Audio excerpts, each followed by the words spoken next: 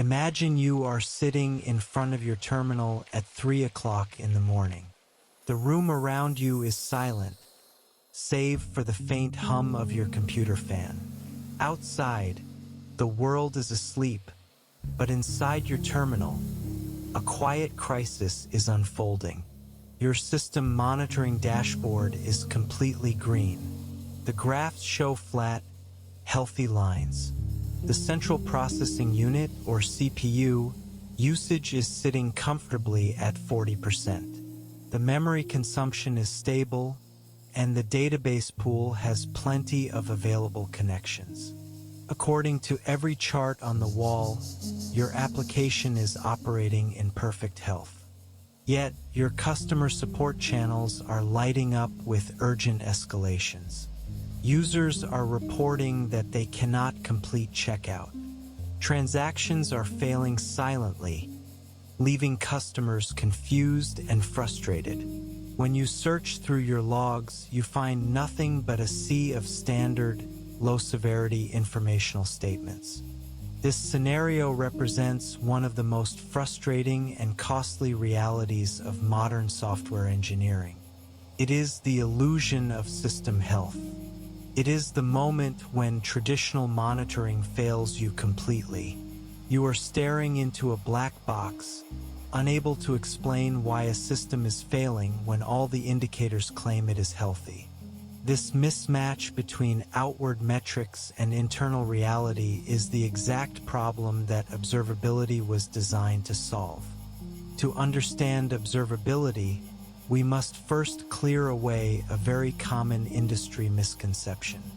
Many engineers use the terms monitoring and observability interchangeably. They treat observability as a modern, trendy synonym for monitoring, or perhaps just a fancy word for having better dashboards and cooler graphs. This is a fundamental mistake. Monitoring and observability are entirely different concepts that solve different classes of problems. Monitoring is a reactive practice. It is the act of collecting, aggregating, and analyzing predefined metrics to answer a simple binary question. Is the system broken? Monitoring relies on the assumption that you can predict your failure modes in advance. When you set up a CPU usage alert or a memory threshold alert or a network latency alert, you are saying, I know that if this metric exceeds this specific number, something is wrong. You are monitoring for known failure states. This approach worked exceptionally well in the era of monolithic applications running on single physical servers. In those systems, the state space was relatively small, the execution paths were predictable, and failures were typically linear. If the application broke, it was usually because the disk was full, the database was locked, or the single process had run out of memory. But we no longer live in that world. Modern software systems are distributed, ephemeral, and highly complex.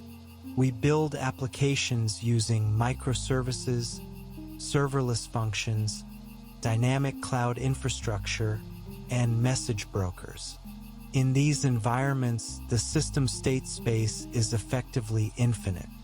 A single user request might traverse dozens of independent services, cross multiple network boundaries, interact with various databases, and evaluate hundreds of dynamic feature flags. In such a system, failures are rarely linear or predictable. Instead, failures are emergent. They are the result of bizarre, unexpected interactions between multiple seemingly healthy components.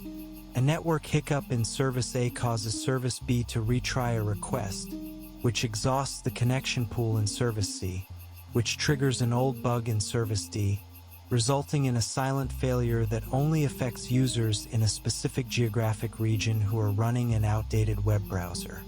You cannot write a monitoring alert for that scenario. You cannot predict that specific combination of factors in advance. If you rely solely on traditional monitoring, you will find yourself constantly chasing new failure modes. adding more and more specific alerts after every outage, and yet failing to prevent the next unique failure. This is where observability comes in. Observability is an active, investigative capability. Rather than asking, "Is the system broken?" observability asks, "Why is the system broken in this highly specific, unpredictable way?" It is the ability to understand the internal state of a system solely by analyzing its external outputs. If a system is observable, you do not need to predict its failure modes in advance. Instead, you can ask the system questions you have never asked before, and the system can provide answers based on the rich telemetry it emits. Observability assumes that every failure is an unknown unknown, a unique event that has never occurred before and may never occur again in exactly the same way. It shifts our focus from simply detecting symptoms to actively exploring and diagnosing root causes in real time. To understand the mathematical and historical foundations of this concept, we have to look back to the year 1960. A Hungarian-American control theorist named Rudolf Kalman introduced a mathematical concept called observability in the context of linear dynamical systems. Kalman defined observability as a measure of how well the internal states of a system can be inferred from knowledge of its external outputs. In control theory, if a system is not observable, it is physically impossible to control it reliably. When we translate Kalman's mathematical definition into the domain of software engineering, the implications are profound. The internal state of our software application consists of its active execution paths, the contents of its memory registers, the state of its thread pools, its database connection allocations, and the logical variables flowing through its code. The external outputs of our software are the telemetry data points we emit to the outside world. Our network packets, our system events, our metrics, and our traces. Therefore, to achieve software observability, we must design our applications in such a way that the telemetry we emit contains enough rich, structured context that a developer, sitting at a terminal miles away, can reconstruct the exact execution path and state of any individual request that flowed through the system. This brings us to the properties of software dependability. A dependable system is one that can be relied upon to deliver its intended service under various conditions. Dependability is not a single characteristic. It is a composite property that includes reliability, availability, safety, confidentiality, integrity, and maintainability. In modern system design, we have come to realize a crucial truth. You cannot build a highly dependable system unless that system is observable by design. Reliability is the probability that a system will perform its required function under specified conditions for a stated period of time. To maintain reliability in a complex, rapidly evolving software environment, you must be able to detect and mitigate failures before they impact your users. If your system is a black box, your mean time to detection and your mean time to resolution will be unacceptably high. You will spend hours or even days trying to reproduce production issues in your local environment, guessing at variables, and blindly deploying patches in the hope that something works. An observable system, on the other hand, dramatically reduces these metrics. It allows you to pinpoint the exact line of code, the specific database query, or the precise downstream dependency that is causing a failure within minutes. By making the system transparent, observability directly enables high reliability. Furthermore, dependability requires maintainability, which is the ease with which a system can be modified, corrected, or improved. Software is a living organism. It changes constantly as new features are shipped, bugs are patched, and dependencies are updated. When developers cannot see how their changes behave in the real world, they become fearful. They write defensive, overly complex code, and they avoid refactoring legacy systems because they do not understand the consequences of their actions. Observability removes this fear. It provides a clear, high-fidelity feedback loop that shows developers exactly how their code behaves under real production workloads. This empowers teams to move faster, write cleaner code, and continuously improve the system with confidence. When we look at how observability is implemented in modern software architectures, we find two competing conceptual models. The first model is the traditional, widely adopted approach known as the 3 pillars of observability. The second model is the modern, more robust paradigm known as the unified storage model or the event-driven telemetry model. Understanding the structural differences and architectural trade-offs between these two models is essential for any system designer. Let us first examine the 3 pillars of observability: logs, metrics, and traces. In this model, these 3 data types are treated as distinct, independent pillars, each requiring its own collection agent, its own transport pipeline, its own database engine, and its own visualization interface. The first pillar is logs. A log is an immutable, time-stamped record of an event that occurred within an application. Traditionally, logs were simple, unstructured plaintext strings written to a file, such as stout or stare. For decades, developers relied on these plaintext logs, using tools like grep to search through massive text files during an outage. In modern systems, we have shifted toward structured logging, where logs are formatted as key-value pairs, typically in a structure like JSON. This allows us to index and query logs much more efficiently. However, the fundamental nature of a log remains the same. It is a discrete record of a single point in time, captured during the execution of a program. The second pillar is metrics. A metric is a numeric value aggregated over a specific interval of time. Unlike logs, which capture individual events, metrics are designed to capture the overall state and performance of a system. Metrics are typically represented as a time series, consisting of a metric name, a timestamp, a numeric value, and a set of key-value pairs called labels or dimensions. There are several types of metrics, including counters, which only increase, gauges, which can go up and down, and histograms, which measure the statistical distribution of values over time. Metrics are incredibly lightweight and cheap to store because they represent pre-aggregated mathematical data. They are excellent for answering the question, is something wrong at a macro level? The third pillar is traces. A trace represents the end-to-end journey of a single transaction or request as it flows through a distributed system. While a log tells you what happened in a single service, and a metric tells you the average performance of that service, a trace tells you how all the services cooperated to fulfill a user's request. A trace is composed of multiple individual units of work called spans. Each span has a start time, a duration, a set of attributes, and parent-child relationships that connect it to other spans in the trace. Distributed tracing relies on context propagation, where a unique identifier called a trace ID is passed along with the network request as it moves from service to service, allowing the tracing system to stitch the individual spans back together into a coherent timeline.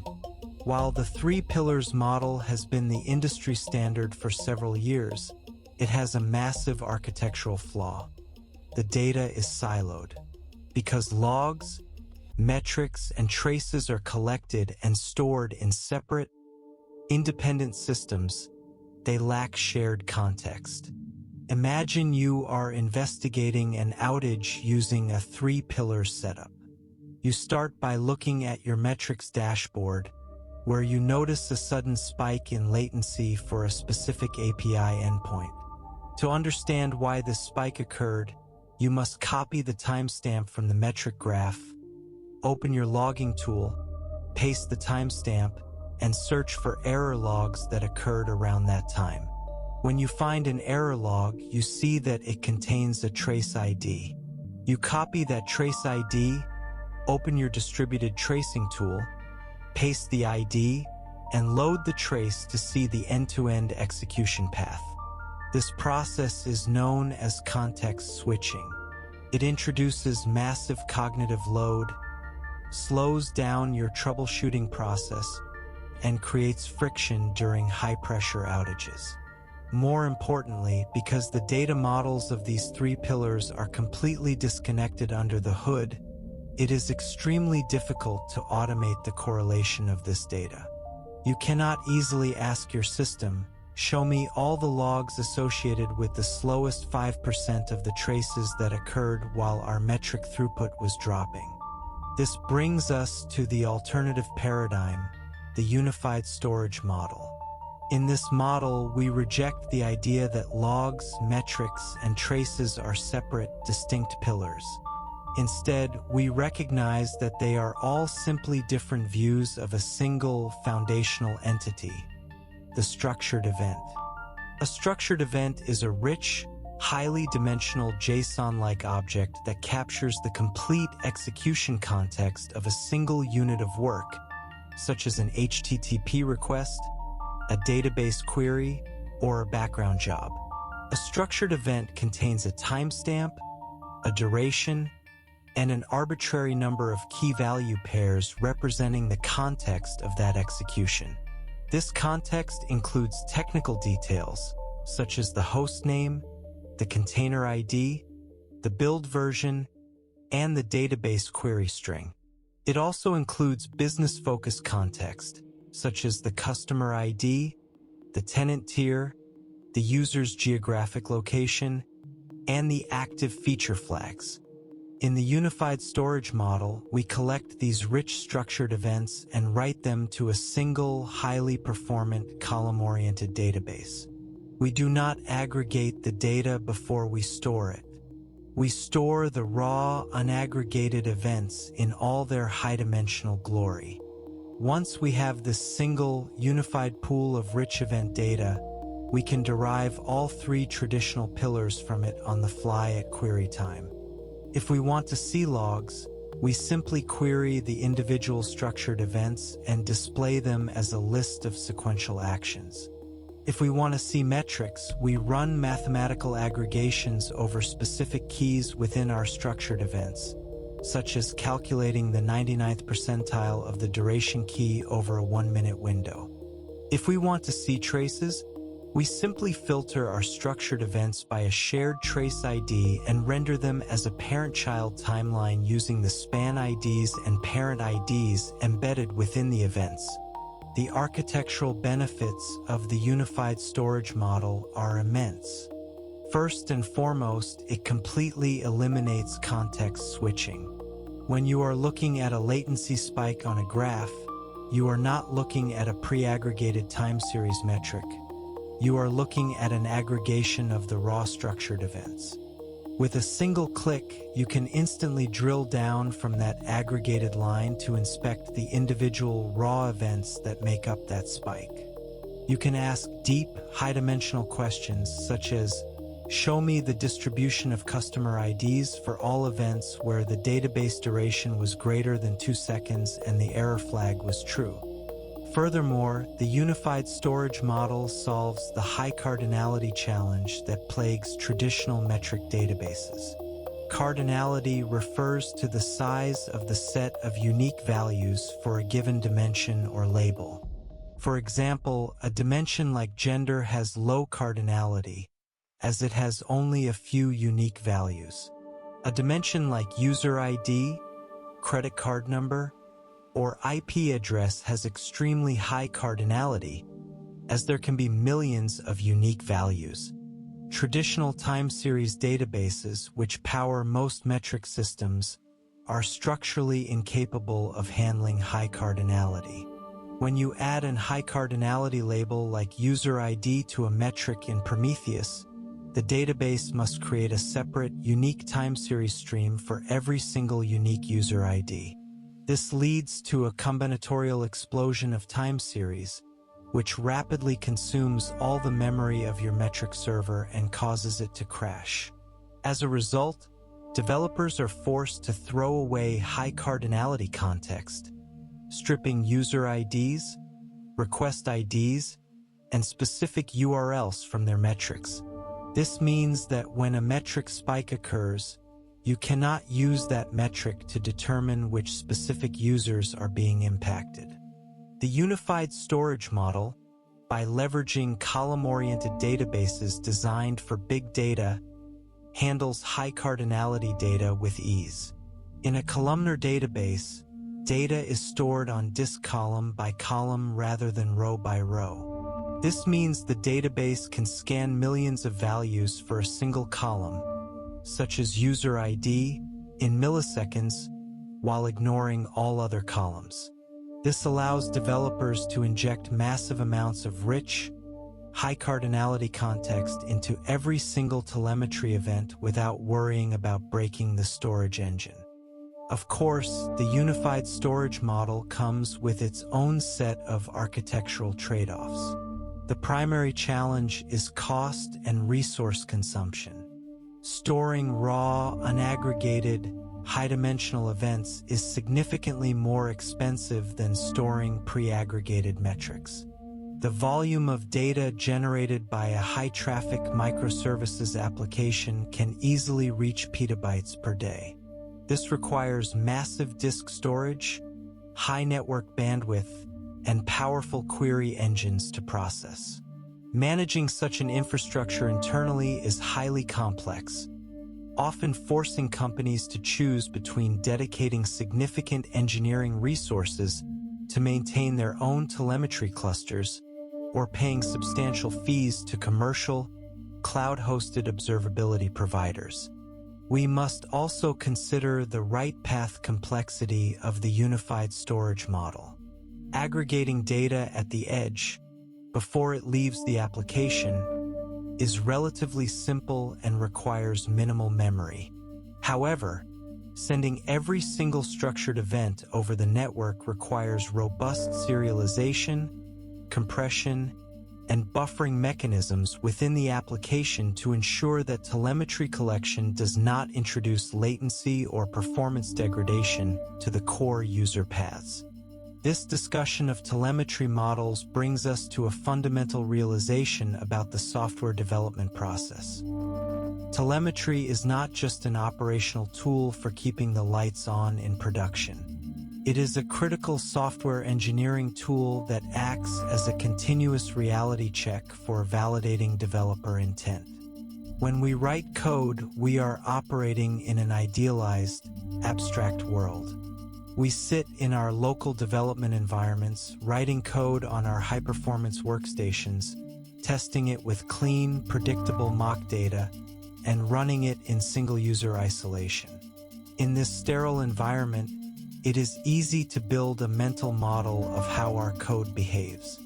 We assume that our algorithms are linear, our database queries are fast, and our error handlers are robust. But when we deploy that code to production, it enters a chaotic, non-deterministic universe. It must run on physical hardware shared with other processes. It must communicate over unpredictable networks subject to packet loss and latency spikes. It must handle concurrent requests from thousands of users, each providing unexpected, malformed, or malicious inputs. It must interact with databases that are actively locked, cached, or undergoing migrations. The cold truth of software engineering is that your local development environment is a lie. Your mental model of how your code behaves is, at best, a simplified approximation, and at worst, completely incorrect. production is the only ground truth. Telemetry is the tool that bridges this gap.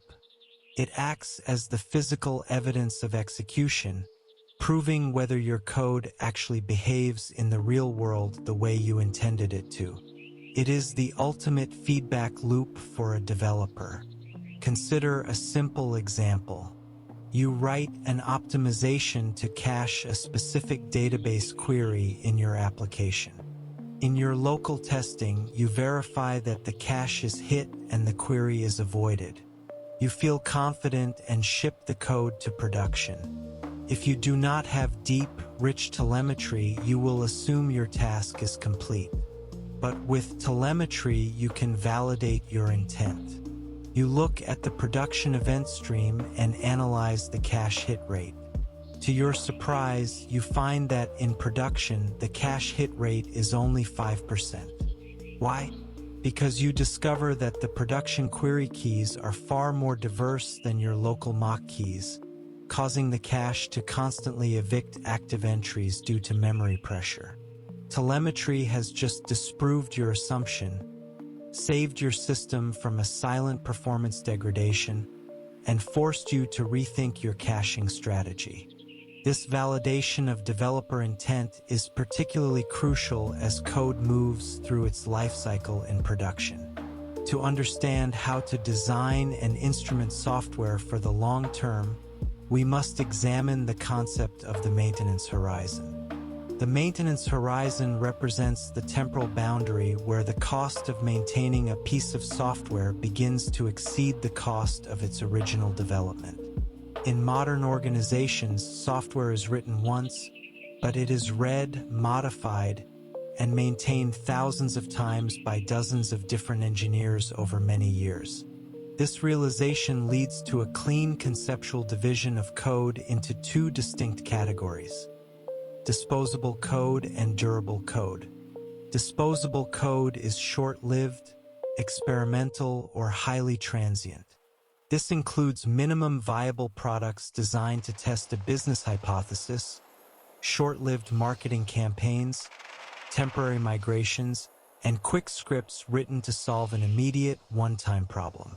Disposable code has a very short maintenance horizon. It is meant to be shipped quickly, evaluated, and then either completely discarded or completely rewritten. Because disposable code is temporary, its instrumentation requirements are minimal. You do not need to invest significant architectural effort in designing deeply observable disposable code. Simple, high-level metrics and basic error logging are typically sufficient, as the long-term maintainability of the codebase is not a priority. Durable code, on the other hand, is the foundational core of your business. It is the code that handles identity management, processes financial transactions, coordinates distributed data pipelines, and enforces security boundaries. Durable code is designed to outlive its original authors. It will run in production for 5, 10, or even 15 years, undergoing constant modification by generations of engineers who have never spoken to the person who wrote the first line. Durable code has an incredibly long maintenance horizon. For durable code, the primary architectural goal is not speed of initial delivery, but rather long-term evolutionary capability and maintainability. And the absolute cornerstone of durable code maintainability is observability. When an engineer is asked to modify a piece of legacy durable code, they are often terrified. They are looking at thousands of lines of complex logic written years ago. If the system is a black box, the engineer cannot confidently make changes. They do not know what side effects their changes might have, what edge cases the original author was trying to handle, or how the code behaves under real production workloads. But if that durable code was built to be observable by design, the engineer's experience is completely transformed. The instrumentation within the code acts as living, executable documentation. By reading the structured events, the distributed traces, and the metric definitions embedded directly in the source code, the engineer can reconstruct the exact execution paths, understand the latency budgets of each component, and see exactly how data flows through the system in production. Observability transforms legacy durable code from a terrifying, fragile black box into an open, inspectable machine that can be safely evolved over time. As we architect durable systems, we must also identify the critical path. The critical path is the sequence of execution steps that must complete successfully and with minimal latency for the system to deliver its primary, non-negotiable value proposition. It is the high-stakes core of your application. Crucially, the critical path is almost always defined by its proximity to data persistence layers. In computer science, memory is volatile and temporary, but databases, disks, and distributed ledgers are permanent. Therefore, any component of your system that is responsible for mutating permanent state, writing to a database, executing transactional logic, or managing persistence boundaries requires extreme caution and a significantly deeper level of visibility. If a read cache fails, the system might slow down, but it will survive. If an analytics tracker fails, you might lose some marketing data, but the core business remains intact. These are non-critical paths, but if your database write pipeline fails, or if a transactional state mutation goes wrong, the consequences can be catastrophic. You can end up with corrupt data, double spending, lost orders, or security breaches. Because of this high risk, components near the data persistence layer must be instrumented with meticulous detail. When designing telemetry for the critical path, you must go far beyond simple HTTP request latency. You must instrument the exact mechanics of your database interactions. You need to measure database connection pool acquisition times. How long are your threads waiting to get a connection from the pool before they can even begin to execute a query? If this time is high, your application will slow down, but your traditional database CPU graphs will look completely fine, because the database itself isn't busy. The application side pool is simply misconfigured. You must measure transaction boundary life cycles. Exactly when does a database transaction begin? How long does it hold its locks? And when does it commit or roll back? Long-running transactions hold database locks, blocking other threads and rapidly causing system-wide cascading failures. Your telemetry must capture the exact duration of these locks and the specific execution paths holding them. You must instrument query serialization and deserialization overhead. In many modern applications, developers use Object Relational Mapping Tools, or ORMS. These tools abstract away the database, allowing developers to write clean, object-oriented code. But under the hood, these tools often generate highly inefficient, monstrous SQL queries. They can trigger the famous N+1 query problem, where a single request accidentally executes hundreds of individual database queries in a loop. If your telemetry only measures the overall HTTP request time, you will know the request is slow, but you will not know why. By deeply instrumenting your database wrapper, you can automatically capture the number of queries executed per request, the raw SQL statement text, the number of rows returned, and the time spent mapping those database rows into application-level objects. Furthermore, your critical path telemetry must capture the exact state of the system immediately before a write failure occurs. When a database write fails, simply logging database error is not enough. You need to know, what were the exact parameters of the transaction? What was the state of the local cache? Which application thread was executing? Who was the active user? Of course, you must design this instrumentation with extreme care to avoid leaking sensitive customer data, such as passwords, personal identifiable information, or financial details. But within safe security boundaries, you must capture enough structural context to reconstruct the failure state perfectly. This deep visibility into the production lifecycle and the critical path allows us to build the ultimate feedback loop. This loop represents the holy grail of modern software delivery, the ability to safely bridge the gap between local development and production reality. In the past, deployment was a terrifying, high-stakes event. Engineers would spend months writing code in isolation, package it up into a massive release, and then perform a code freeze. They would spend weeks running manual quality assurance tests in a staging environment. Finally, they would deploy the code to production in the middle of the night, crossing their fingers and hoping that nothing broke. If a major issue occurred, they would have to perform a painful, high-risk rollback of the entire deployment, undoing months of hard work. Today, we have realized that this approach is fundamentally broken. It is slow, risky, and incompatible with modern business agility. Instead, we have moved toward a philosophy of progressive delivery, enabled by the combination of feature flags and deep, real-time observability. To understand progressive delivery, we must first conceptually separate two terms that are often confused: deployment and release.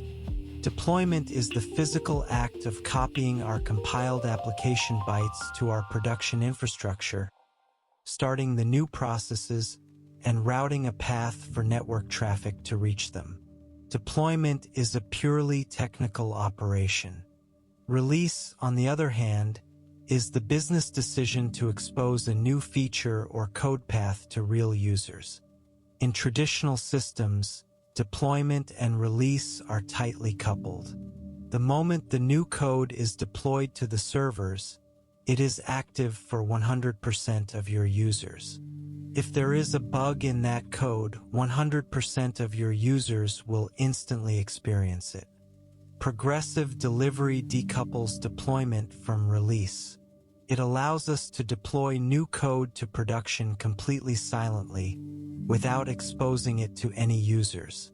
Once the code is deployed, we can gradually, progressively release the feature to small, controlled cohorts of users over time, closely monitoring the system behavior at each step, and automatically halting the rollout if any anomalies are detected. The fundamental technical mechanism that enables this decoupling is the feature flag, sometimes called a feature toggle or feature gate. Conceptually, a feature flag is a dynamic conditional statement embedded directly in your application code. At its simplest level, you can think of it as an if-else statement. If feature flag X is enabled for this specific user, execute the new code path. Else, execute the old, proven code path. However, modern feature flagging systems are far more complex than simple configuration parameters. They utilize a runtime evaluation engine that can make dynamic routing decisions in real time based on a wide range of user attributes, such as user ID, email domain, geographic location, device type, or even arbitrary custom properties. When an application receives a request, the feature flagging client evaluates the flag state locally within the process, typically in microseconds, without making a blocking network call. This allows us to target features with surgical precision. We can enable a new checkout flow only for our internal developers, then roll it out to 1% of our beta testers, then to 10% of our premium tier users, and finally to 100% of the global population. While feature flags are incredibly powerful, they introduce a massive challenge to system observability. They create what is known as a chaotic state space. Before feature flags, your application had a single, uniform state in production. If you deployed version 2, every request was running version 2. If an error occurred, you knew it was running the version 2 code path. But in a feature-flagged environment, you might have 50 different feature flags active simultaneously. This means that at any given moment, there are 2 raised to the power of 50 possible logical execution paths through your system. One user might be running with flags A, B, and C enabled, while another user is running with flags B, D, and E enabled. If an error occurs, simply knowing the application version is no longer enough. You need to know exactly which feature flag states were active during the execution of this specific failing request. Without this visibility, debugging becomes a nightmare. An engineer will stare at an error log, look at the code, and say, "I don't understand how this error could happen," because they are reading the default code path, completely unaware that the request was routed through a new, flagged code path that is failing under specific conditions. Therefore, to build the ultimate feedback loop, your feature flagging system must be tightly integrated with your observability telemetry. Every time a feature flag is evaluated within your application, the state of that evaluation must be injected as metadata into the active telemetry context. In a structured event model, this means that your structured event will contain keys representing the active state of every evaluated flag, such as feature flag checkout v2 equals enabled. In a distributed tracing model, these flag states are attached as attributes to the active span. This integration transforms your ability to safely deliver software. It allows you to build real-time automated canary analysis. Imagine you are rolling out a major, risky rewrite of your payment processing service. You deploy the code to production, but you keep it completely disabled using a feature flag. The code is running on your production servers, but it is dark. No user requests are touching it. You then configure your progressive delivery system to enable the feature flag for just 1% of your incoming traffic. This 1% is your canary population. The remaining 99% is your baseline population. Because you have integrated your feature flags with your telemetry, your unified storage model is now receiving rich structured events from both populations, clearly labeled with the active flag state. You can now configure automated analysis loops that run in the background, continuously comparing the telemetry of the canary population against the baseline population in real time. You don't just look at global average latency, which would completely hide any issues with a 1% canary. Instead, you segment your queries specifically by the feature flag attribute. You compare the latency distribution of checkout v2 equals enabled against checkout v2 equals disabled. You compare the error rates, the database transaction lock times, the CPU utilization per transaction, and even business metrics like the successful checkout completion rate. If the automated analysis loop detects that the canary population is experiencing a statistically significant increase in error rate or a 20% spike in 99th percentile latency, it can immediately interact with the feature flagging API to flip the flag back to disabled for everyone. This rollback occurs in milliseconds without requiring a redeployment, without running a new build pipeline, and without any human intervention. Only 1% of your users experienced the failure for a brief moment, while the remaining 99% were completely unaffected. The feedback loop has successfully protected your production environment, gathered rich telemetry documenting the failure, and safely reverted the system to a healthy state. To understand how to instrument your code to support this level of observability, we must dive deep into the technical building blocks of telemetry, starting with the technical vocabulary of structured events, metrics, and traces. Let us first explore the structured event as the absolute atomic unit of telemetry. To appreciate its value, we must understand why it fundamentally outperforms the traditional plaintext log. For decades, the industry standard for application debugging was the plaintext log. Developers would scatter statements throughout their code, writing messages like processing order processed successfully, or error occurred. These logs would write to a text file on the server. The core limitation of this approach is that plaintext logs are designed for humans to read, not for computers to parse.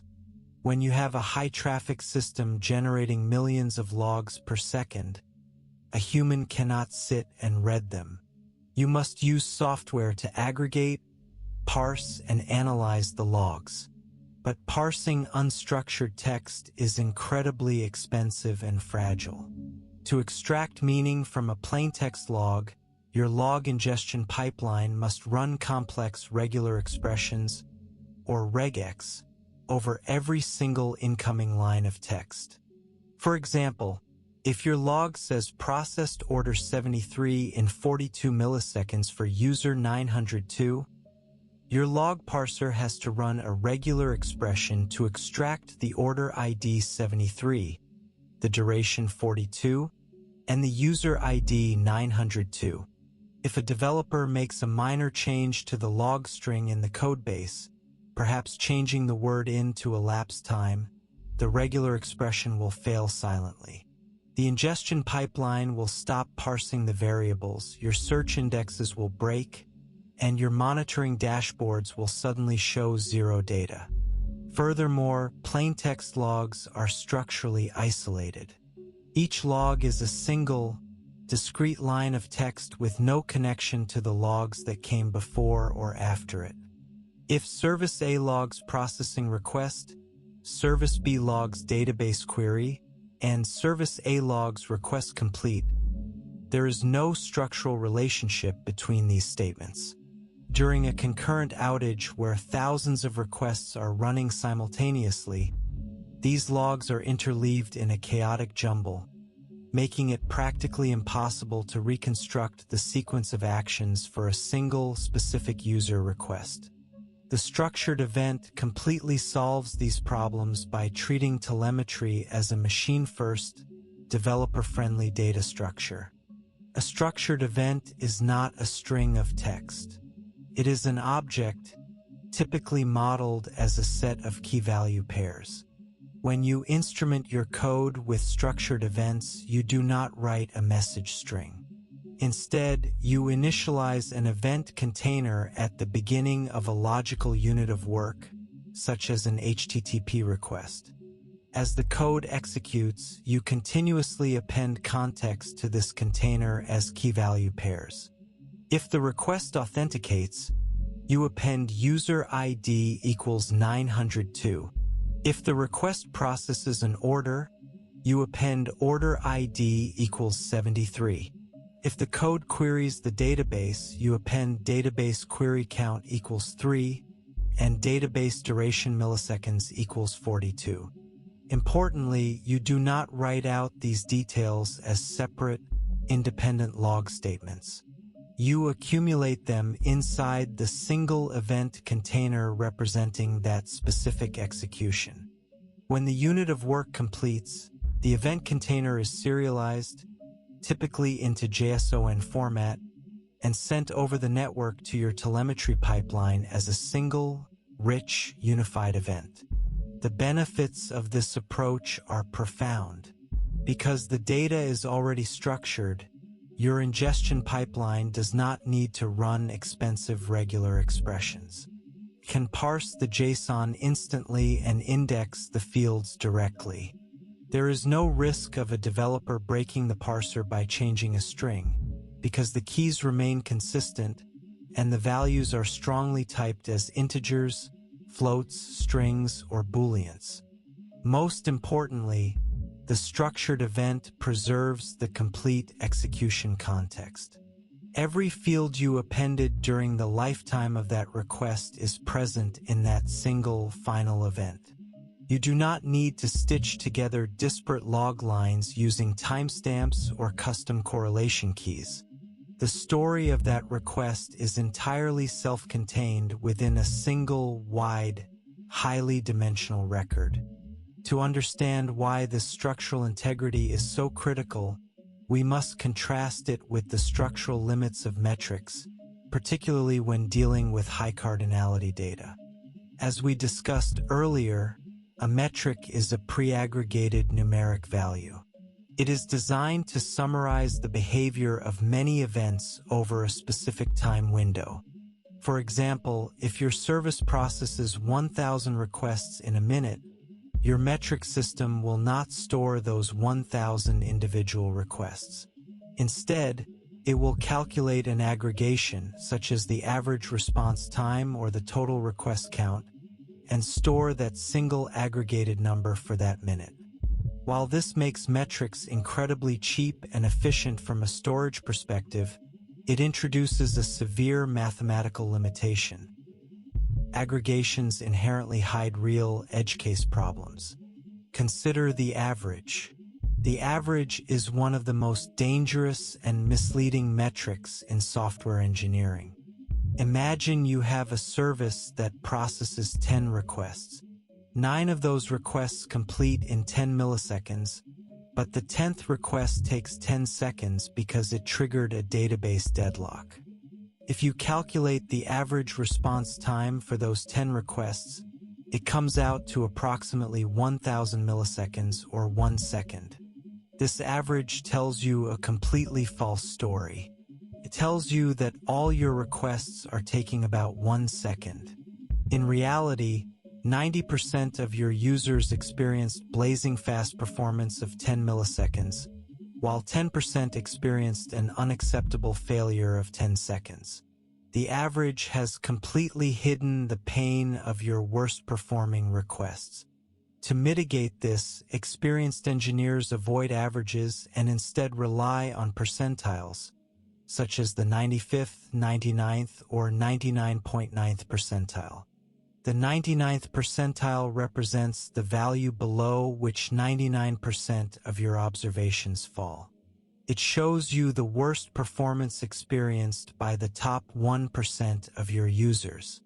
But even percentiles have structural limitations when they are pre-aggregated. If you have 10 different servers, each collecting latency metrics and calculating their own local 99th percentile, you cannot mathematically aggregate those percentiles together to find the global 99th percentile.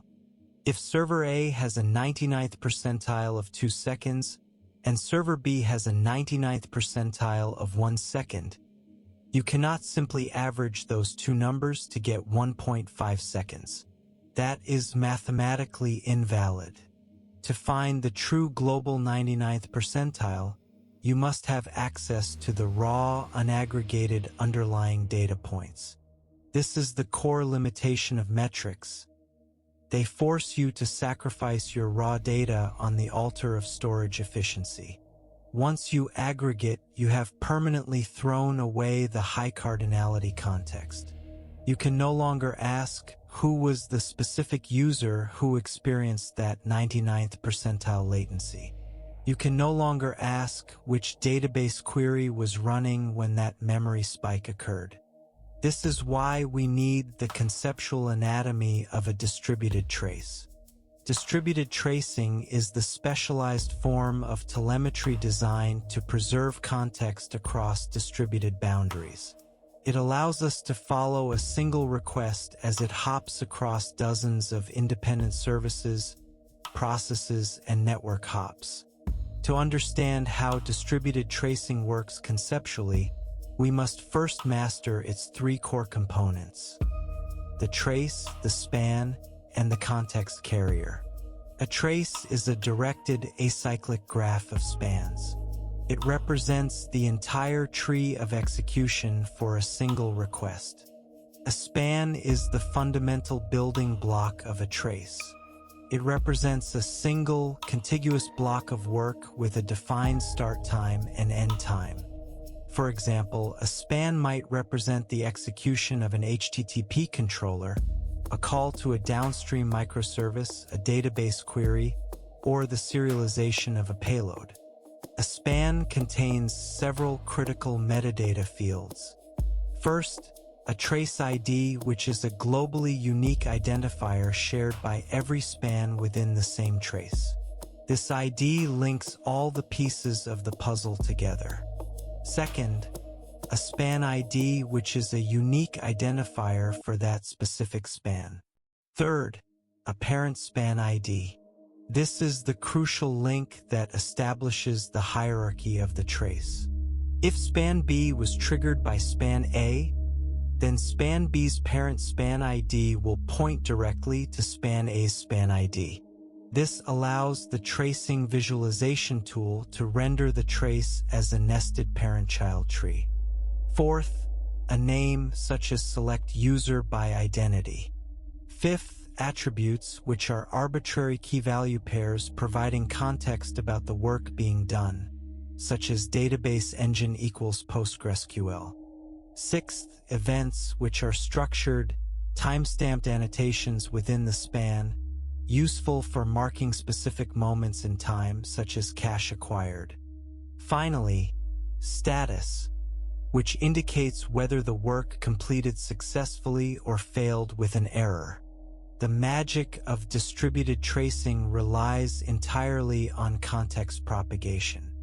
When a user clicks a button on your front-end application, the front-end tracing client generates a new, unique trace ID and an initial span ID.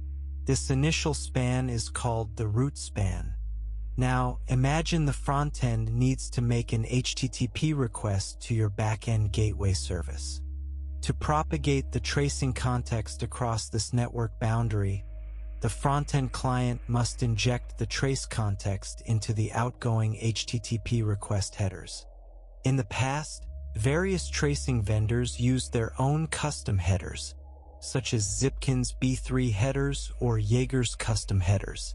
Today, the industry has standardized on the W3C trace context specification.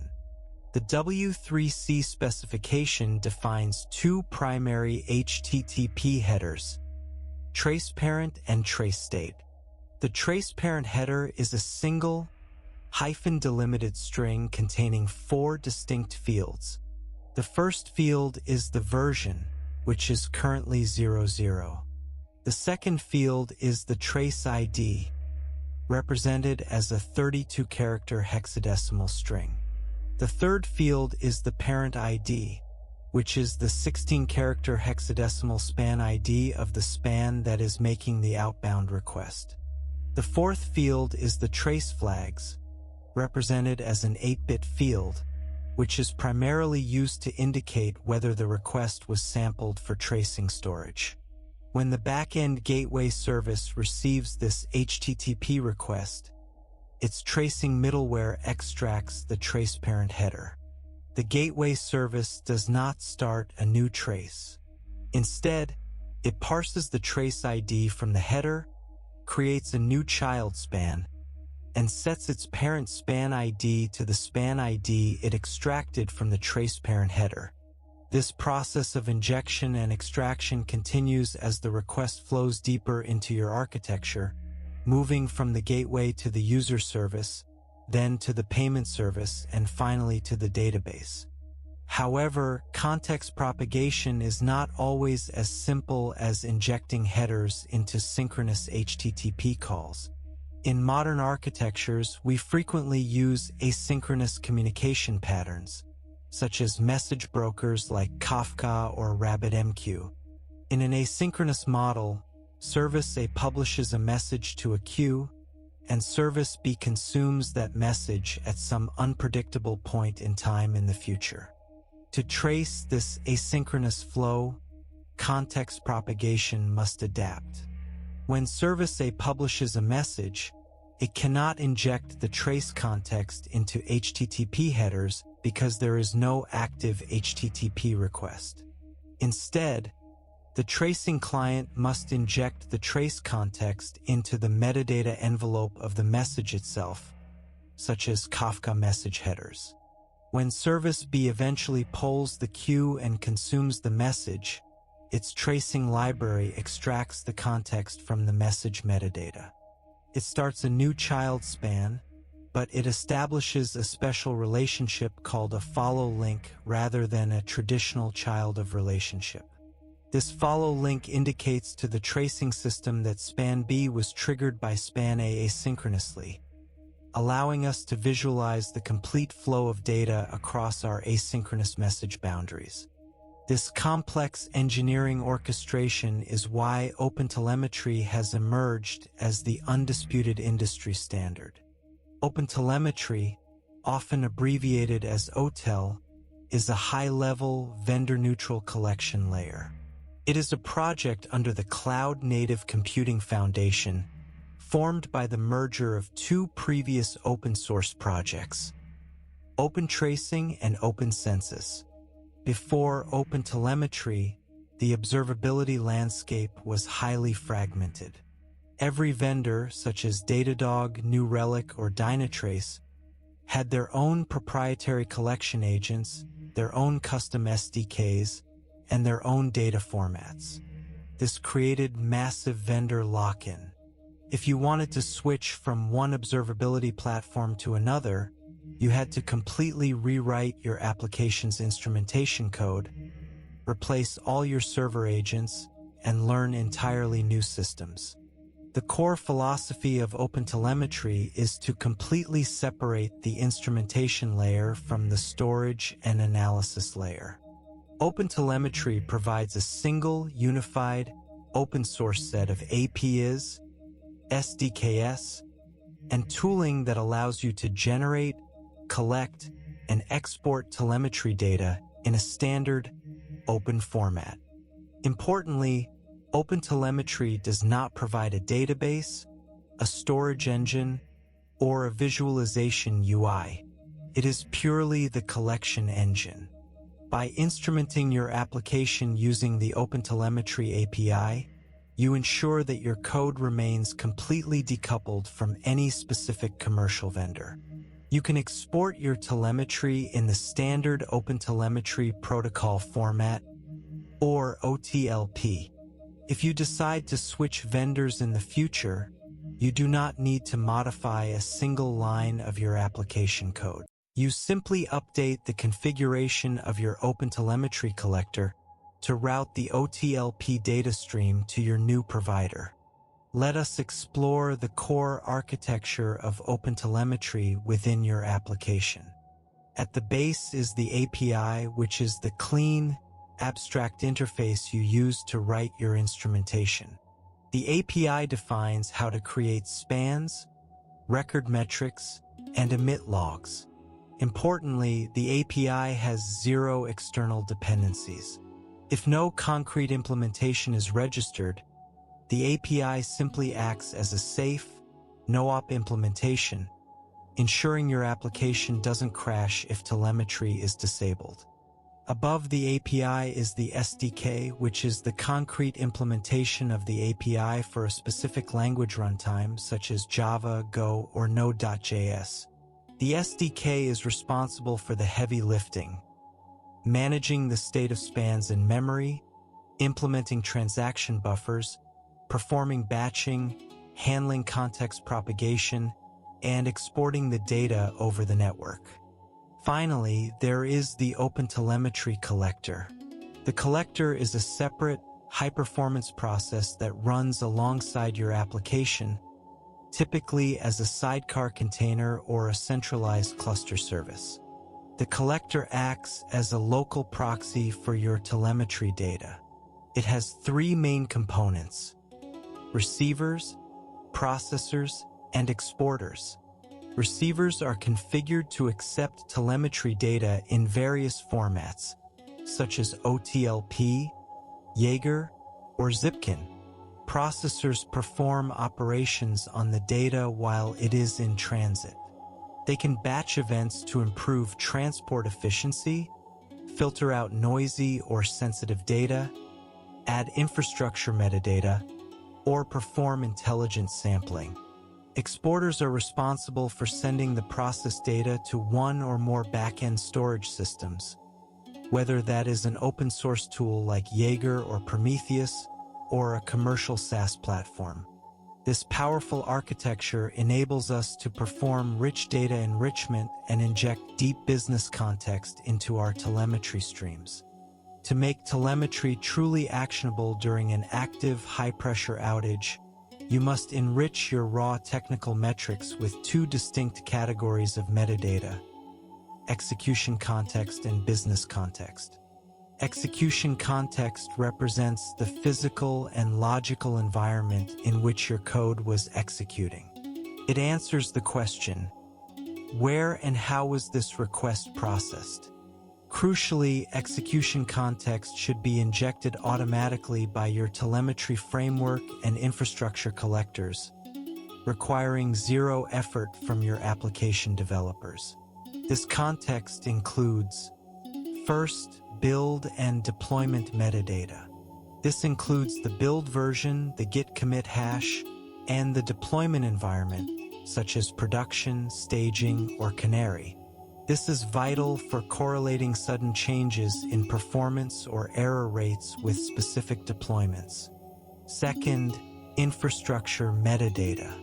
This includes the host name, the container ID, the Kubernetes pod name, the namespace, the cloud provider region, and the specific availability zone.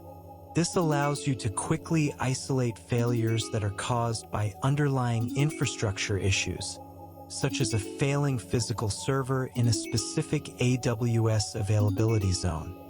Third, runtime metadata. This includes the runtime version, such as Node.js version 20 or Java version 17, the operating system details, and the active thread or process identifiers. Fourth, network routing context. This includes the active gateway routing path, the client's public IP address, and the specific ingress controller that routed the traffic. Finally, active configuration context. Most importantly, this includes the state of any active feature flags or dynamic configuration variables evaluated during the request execution. By capturing this rich execution context, you can instantly run queries like, "Show me the error rate grouped by Kubernetes node name," allowing you to quickly identify if an issue is systemic across your entire application or isolated to a single unhealthy container. However, while execution context is invaluable for technical troubleshooting, it is only half of the story. To truly understand the impact of system failures, we must also inject user-focused and business-focused context. Business context links raw technical performance directly to customer and commercial reality. It answers the questions: who is experiencing this failure, and how badly does it affect our business metrics? Traditional monitoring tools operate entirely in technical silos. They show you that your API is returning a 500 error code, but they cannot tell you who is receiving that error. Is it a free trial user who is just exploring the app? Or is it your largest, highest paying enterprise customer who is currently unable to complete a multi-million-dollar transaction? To bridge this gap, your instrumentation must actively capture business context and append it as attributes to your structured events and tracing spans. This context should include, first, tenant and user identification. This includes the client ID, the tenant ID, the user ID, and the customer segment tier, such as enterprise, professional, or free. Second, geographical and localization context. This includes the user's country, state, language settings, and preferred currency. Third, product domain attributes. This includes things like the cart value, the product category, the SKU, and the active checkout steps. Fourth, service level agreements or tier configurations. This includes rate limiting limits, custom database routing flags, or specialized isolation pool identifiers. When you enrich your telemetry with this rich business context, you transform the way your organization responds to operational incidents. First, it enables highly effective triage and prioritization. When an outage occurs, you can instantly query, how many unique enterprise customers are currently impacted? If the answer is 0, you can handle the issue during regular business hours. If the answer is 10, you immediately escalate the incident to your high-severity response team. Second, it allows you to correlate technical latency with customer behavior and revenue impact. You can write a query that calculates the average shopping cart value for users who experience checkout latencies greater than 3 seconds, proving mathematically to your business stakeholders exactly how much revenue is being lost due to slow system performance. Third, it enables precise customer success communication.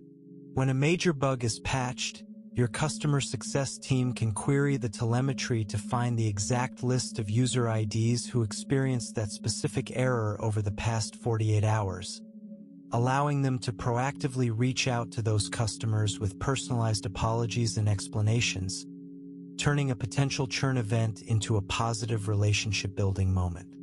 Now that we have established the foundational mental models, telemetry building blocks, and context structures of observability, we can appreciate how these components work together in practice during real-world operational challenges. When you transition from traditional monitoring to true, deep observability, you completely rewrite the handbook on how your organization delivers, maintains, and understands software. You move away from a culture of fear, where developers are disconnected from production and terrified of shipping bugs, to a culture of high confidence, where teams have complete visibility into their systems and can safely push the boundaries of innovation. Remember, observability is not a product you can buy off the shelf. It is not a tool you can install and forget. It is an engineering discipline, a design philosophy, and a continuous feedback loop that must be woven into the very fabric of your software lifecycle. By designing your code to be observable from the very first line, you are investing in the long-term dependability, evolution, and success of your systems. To understand how our software behaves in the wild, we must look past the code we write in our editors and examine how system context travels under the hood. Telemetry is not an abstract concept.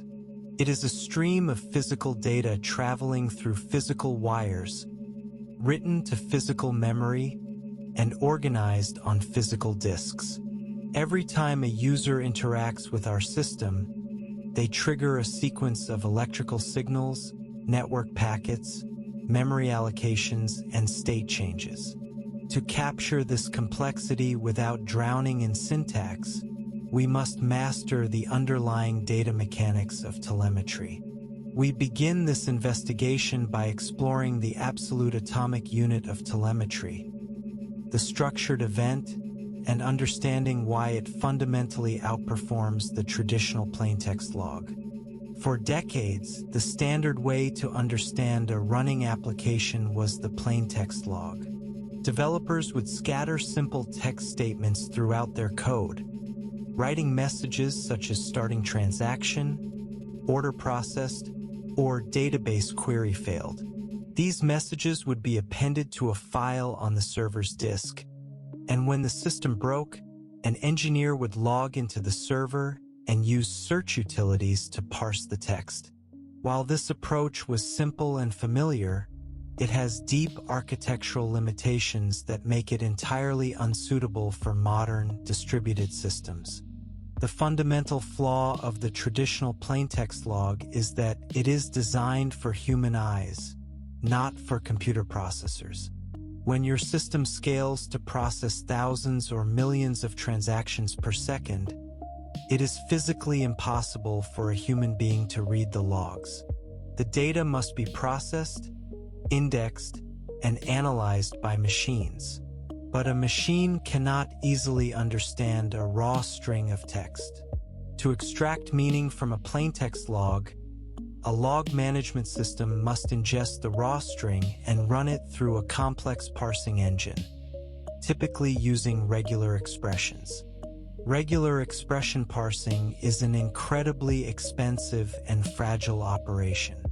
When your logging pipeline is forced to evaluate a complex regular expression against millions of log lines per second, it consumes massive amounts of central processing unit cycles.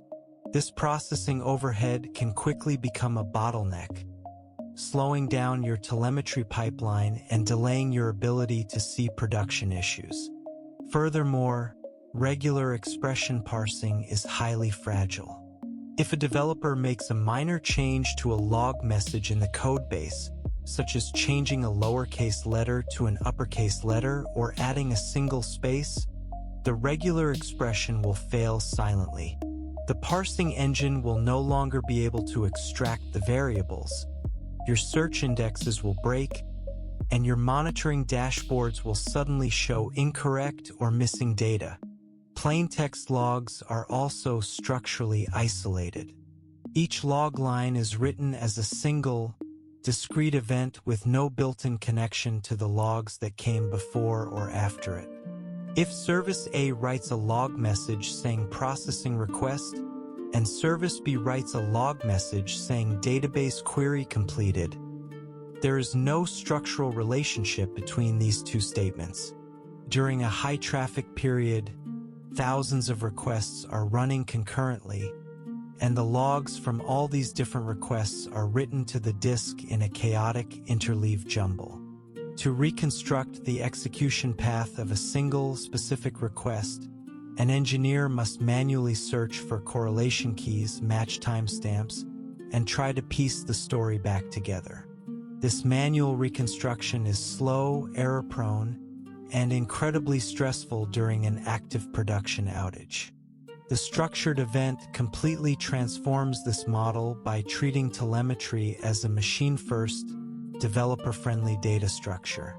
A structured event is not a string of text. It is an object, typically modeled as a flat, highly dimensional map of key-value pairs. When you instrument your application with structured events, you do not write a simple log message. Instead, you initialize an event container at the very beginning of a logical unit of work, such as an HTTP request or a database transaction. As your code executes, you do not immediately write logs to the disk. Instead, you continuously append context to this active event container as key-value pairs. If the request is authenticated, you add the user ID to the container.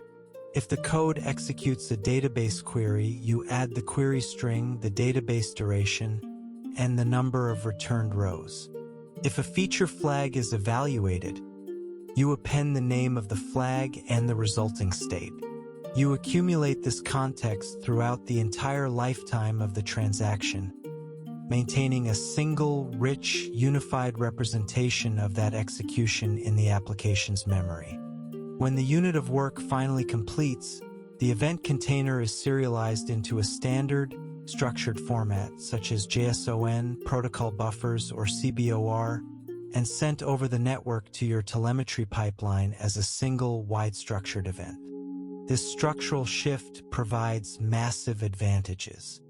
First, because the data is already structured, your ingestion pipeline does not need to run expensive and fragile regular expressions to parse the data. The ingestion engine can parse the structured JSON or binary payload instantly, identifying the keys and values with perfect accuracy and minimal CPU overhead. There is no risk of a developer breaking the telemetry system by changing a text string, because the keys remain consistent and the values are strongly typed as integers, floats, strings, or booleans. Second, and most importantly, the structured event preserves the complete execution context. Every single piece of metadata you appended during the lifetime of that request is present in that single final event. You do not need to perform complex database joins or manual correlation searches to connect the user ID with the database query latency or the feature flag state. The entire story of that request is self-contained within a single, wide, highly dimensional record. This allows you to ask incredibly specific, high-dimensional questions of your data, such as, show me the distribution of database query latencies for all requests where the user ID is in the premium tier and the checkout feature flag was enabled.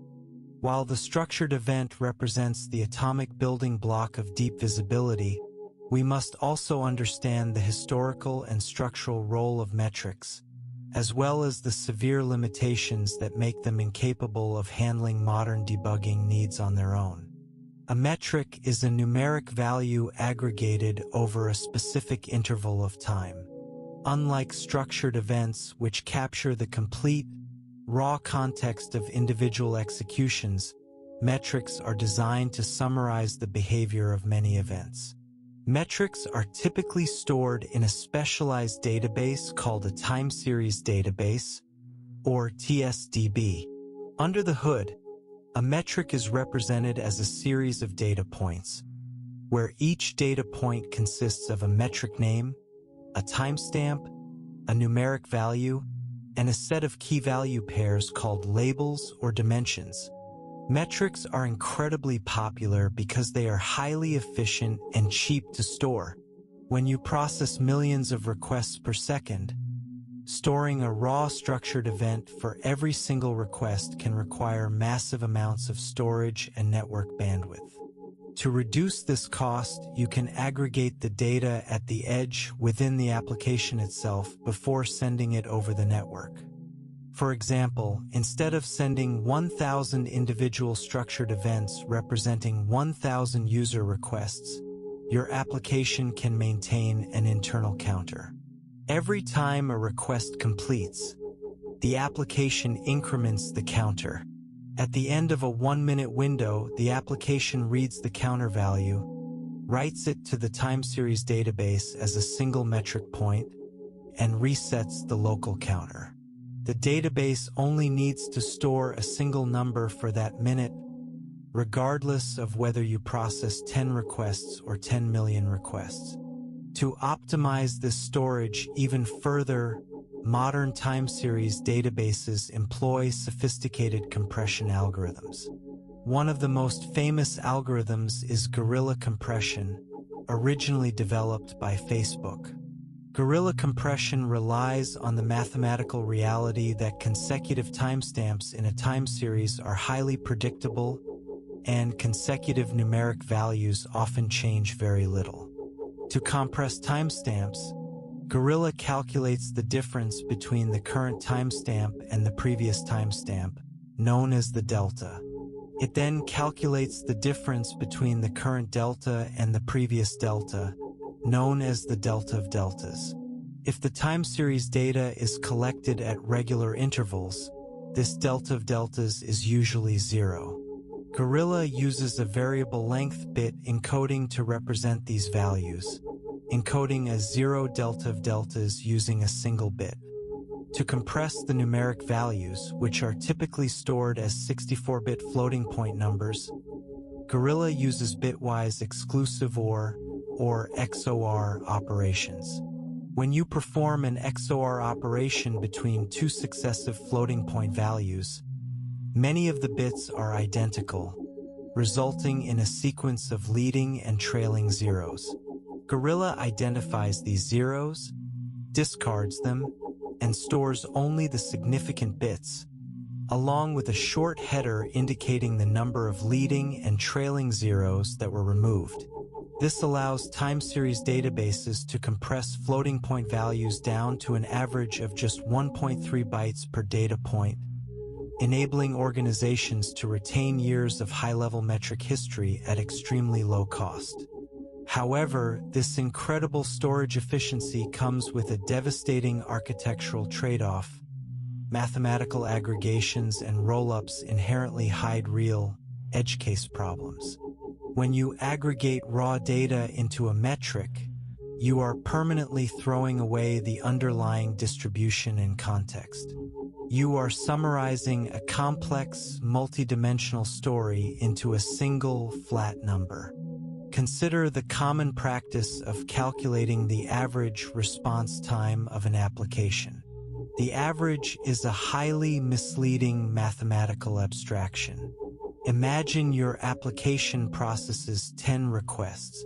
9 of those requests complete in 10 milliseconds, but the 10th request takes 10 seconds because it triggered a database lock.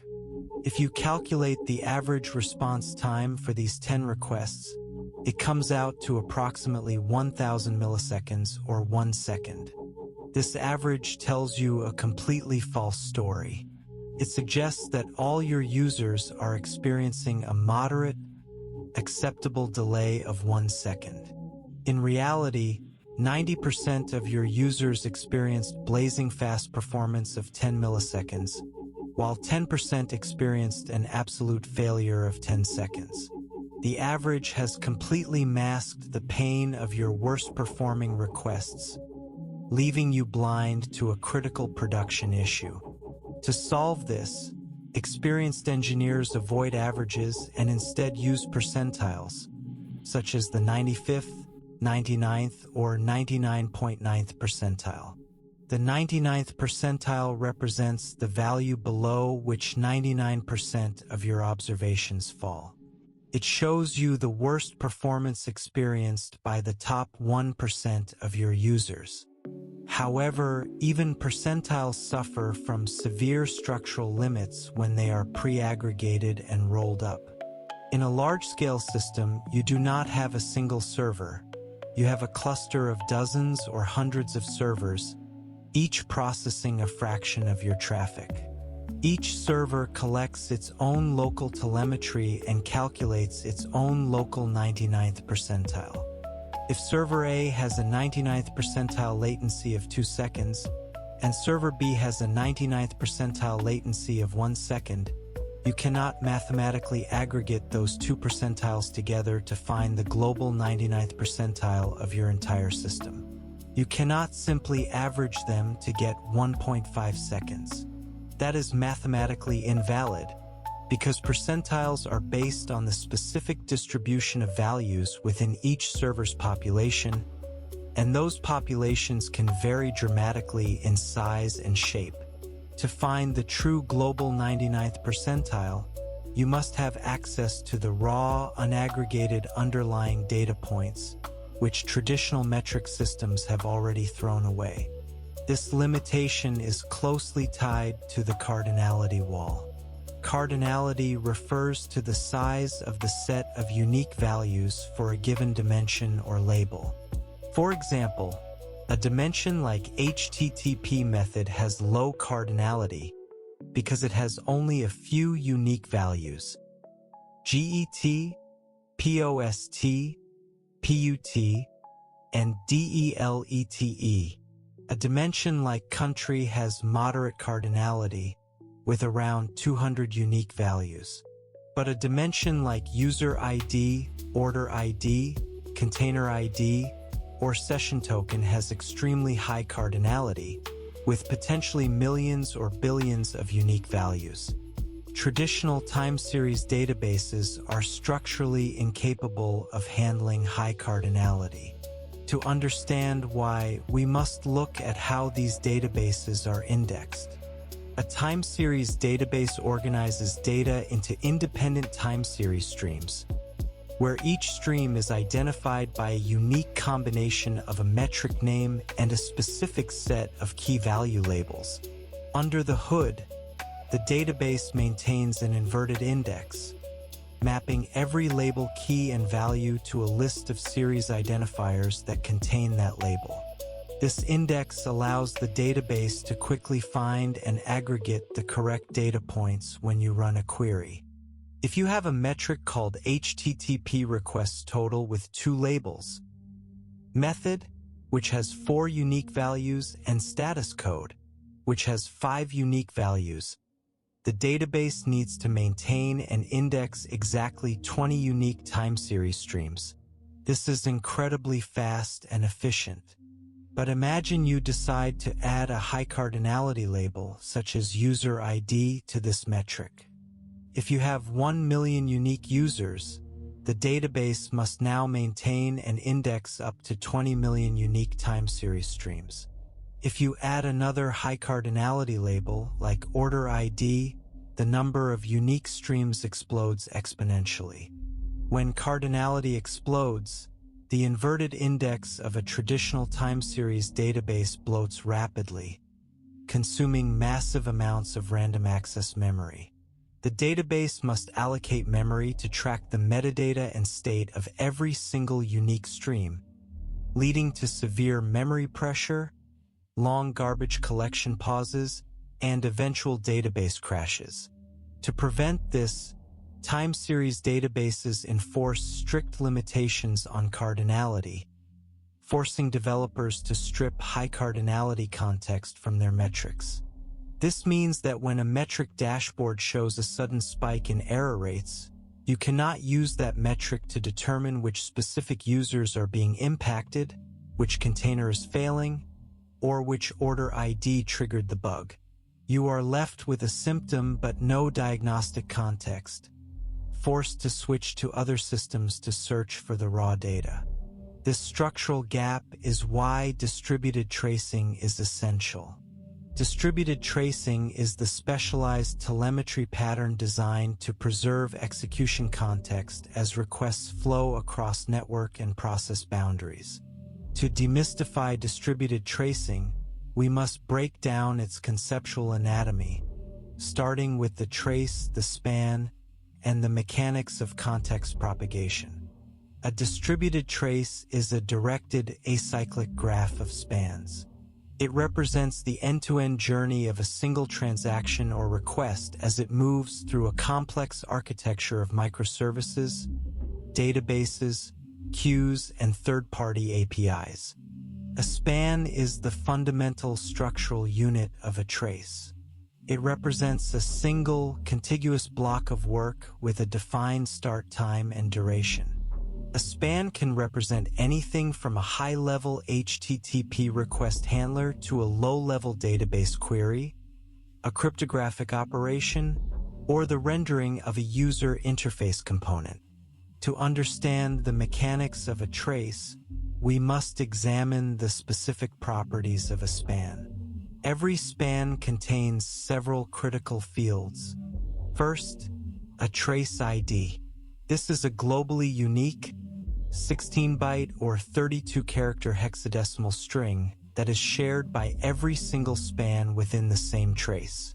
The trace ID acts as the global glue, linking all the disparate pieces of work together across different services and servers.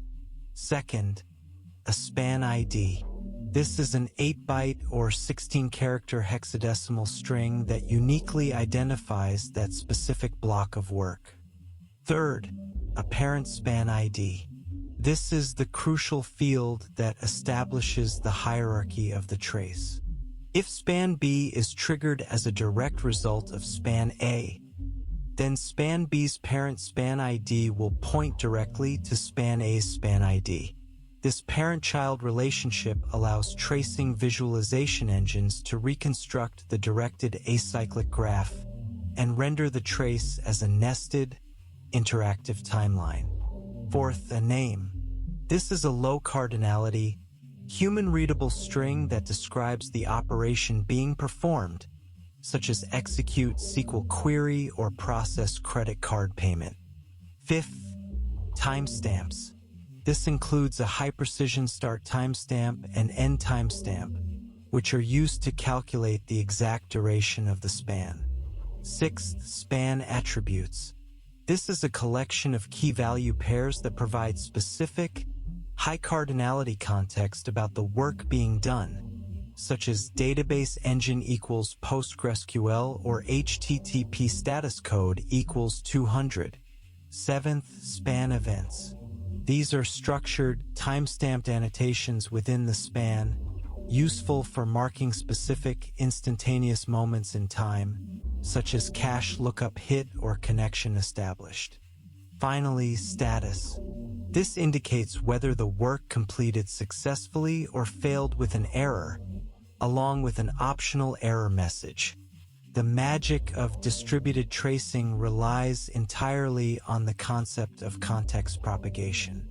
Context propagation is the set of mechanics that allows a trace ID and other execution metadata to travel along with a transaction as it crosses network boundaries, process boundaries, and thread boundaries. Let us trace this journey step by step. Imagine a user clicks a button on your web application to complete an order. The front-end tracing library intercepts this user interaction, generates a brand new, unique trace ID, and starts the route span of the trace. The route span represents the entire duration of the user's action from the client perspective. To fulfill the order, the front-end application must make an HTTP request to your back-end gateway service. Before sending the network packet, the front-end tracing library must perform an operation called inject. Injection is the act of taking the active trace context, consisting of the trace ID, the current span ID, and any trace flags, and serializing them into the metadata headers of the outgoing network request. In modern systems, this injection is standardized using the W3C trace context specification. The W3C specification defines two primary HTTP headers: trace parent and trace state. The trace parent header is a single, hyphen-delimited string that contains exactly 4 fields, structured as version, trace ID, parent ID, and trace flags.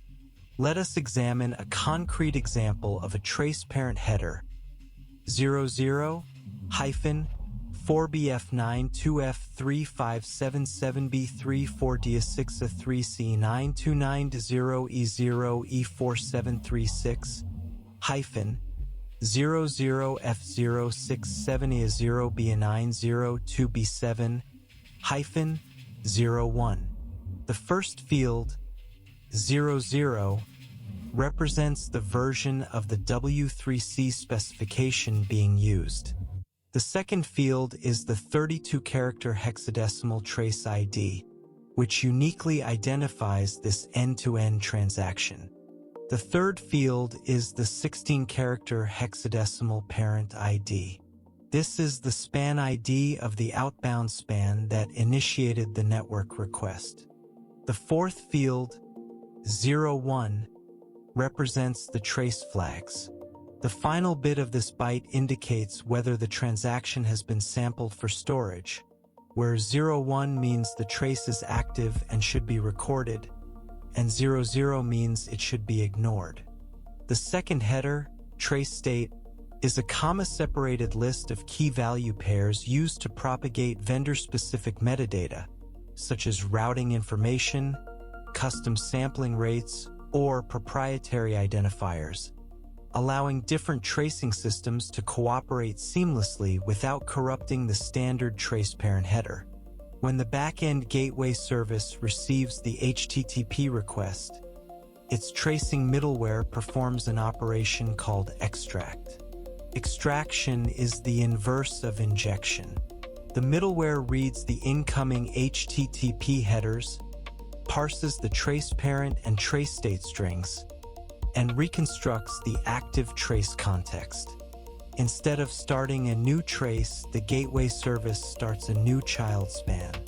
It assigns this child span the exact same trace ID it extracted from the header, and sets the child span's parent span ID to the parent ID it extracted from the trace parent string. This context propagation must continue as the gateway service communicates with deeper microservices.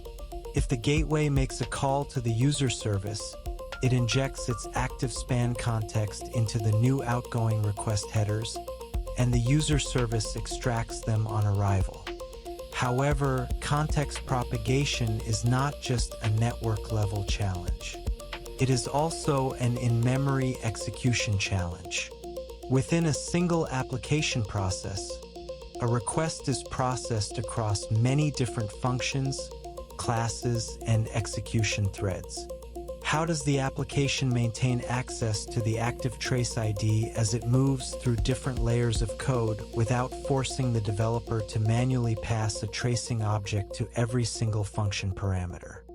In synchronous, thread-per-request language runtimes such as Java, Ruby, or Python, this is traditionally solved using thread local storage. Thread local storage is a specialized region of memory allocated by the runtime to a specific execution thread.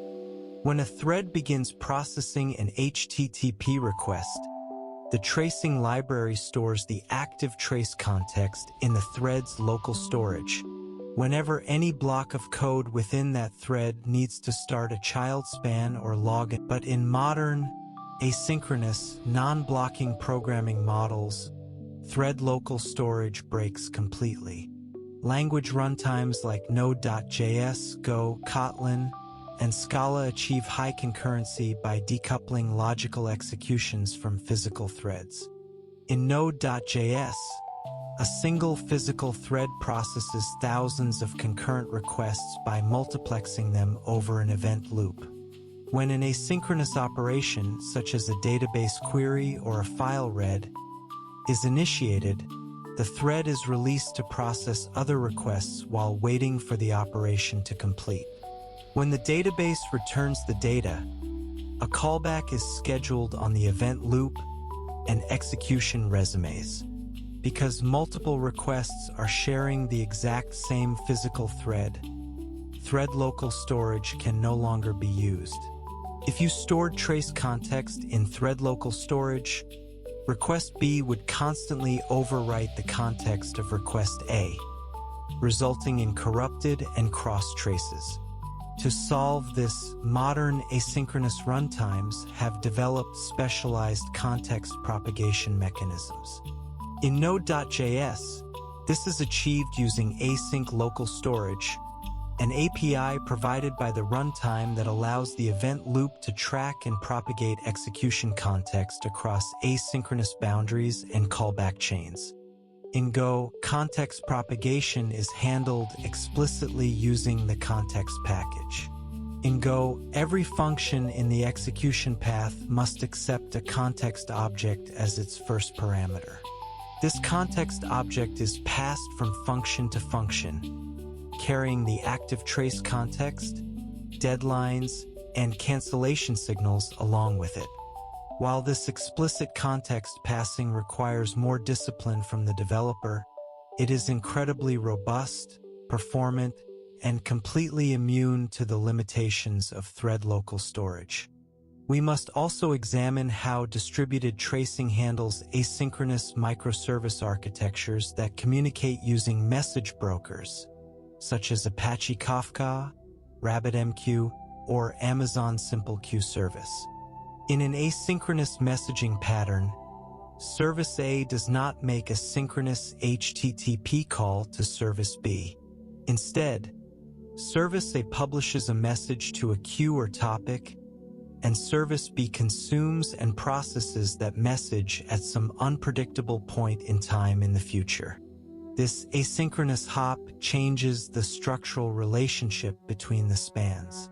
When Service A publishes a message, it cannot inject the trace context into HTTP headers because there is no active connection. Instead, the tracing library must inject the trace context into the metadata headers of the message payload itself, such as Kafka record headers or AMQP properties. When Service B eventually polls the queue and consumes the message, its tracing middleware extracts the trace context from the message headers. However, because the execution of Service B is completely decoupled from the execution of Service A, we cannot represent this as a traditional parent-child relationship. In distributed tracing, a traditional parent-child relationship, known as a child of span, implies a synchronous dependency. The parent span is active and waiting for the child span to complete before it can finish. But in an asynchronous messaging flow, Service A's span finishes the moment the message is successfully published to the queue. Service A is not waiting for Service B to process the message. To represent this, modern tracing systems use a specialized relationship called a follows from link. When Service B starts its span, it extracts the context from the message headers and creates a span that links back to Service A's span using a follows from descriptor. This tells the tracing visualization engine that while Service B's execution was triggered by Service A, they occurred independently and asynchronously. This allows the visualization tool to render a cohesive story, showing you the exact timeline of the message's publication, its time spent waiting in the queue, and its eventual consumption and processing by downstream workers. To orchestrate this incredibly complex collection and propagation of telemetry data across diverse languages, runtimes, and vendors, the software engineering industry has standardized on OpenTelemetry. OpenTelemetry is a high-level, vendor-neutral collection layer.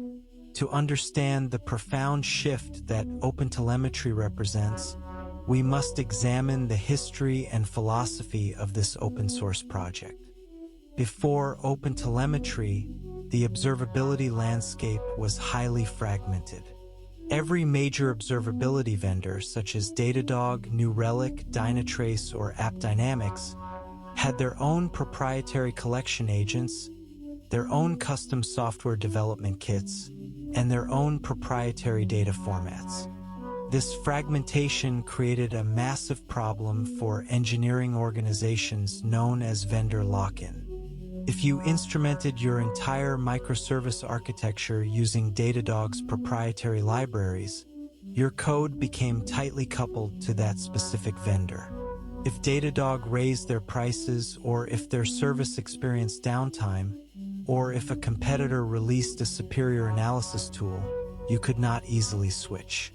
To migrate to a different vendor, you had to commit months of engineering time to completely strip Datadog's libraries from your codebase, install New Relic's proprietary agents, update all your environment configurations, and retrain your entire engineering team on a different set of visual paradigms. This friction was a major barrier to innovation, preventing organizations from choosing the best analysis tools for their specific needs. To solve this, the Cloud Native Computing Foundation brought together two competing open-source telemetry projects. OpenTracing, which focused on standardizing distributed tracing APIs, and OpenCensus, created by Google to standardize metric and trace collection. The merger of these two projects in 2019 resulted in the creation of OpenTelemetry. The core philosophy of OpenTelemetry is to completely separate the instrumentation of an application from the storage, analysis, and visualization of that telemetry data. OpenTelemetry provides a single, unified, open-source set of APIs, SDKs, and collection infrastructure. Importantly, OpenTelemetry does not provide a database, a dashboard UI, or a back-end analysis platform. It is purely the collection engine. By instrumenting your application using the OpenTelemetry API, you ensure that your code remains completely decoupled from any specific commercial vendor. You write your instrumentation code once using a universal standard, and you can export that telemetry to any open-source tool, such as Prometheus, Jaeger, or Grafana, or to any commercial SaaS provider simultaneously and without modifying a single line of your code. To achieve this, OpenTelemetry is organized into several distinct architectural layers, starting with the API. The OpenTelemetry API is the abstract, programming language-specific interface that developers use to write their instrumentation. The API defines the methods for creating spans, record metric data points, and emitting log events. Crucially, the OpenTelemetry API contains zero execution logic. It has no external dependencies and does not perform any network operations or memory buffering. If you import the OpenTelemetry API into your code but do not register a concrete implementation, the API acts as a silent, no-op implementation. It immediately discards any telemetry data you generate, ensuring that your application continues to run without any performance overhead or risk of crashing. This design allows library and framework authors to safely embed OpenTelemetry instrumentation directly into their open source packages. For example, the authors of an HTTP router library or a database driver can write OTel instrumentation directly into their source code, providing deep, built-in visibility for anyone who uses their library, without forcing their users to adopt any specific runtime library or telemetry backend. The second layer is the SDK. The SDK is the concrete, language-specific implementation of the API.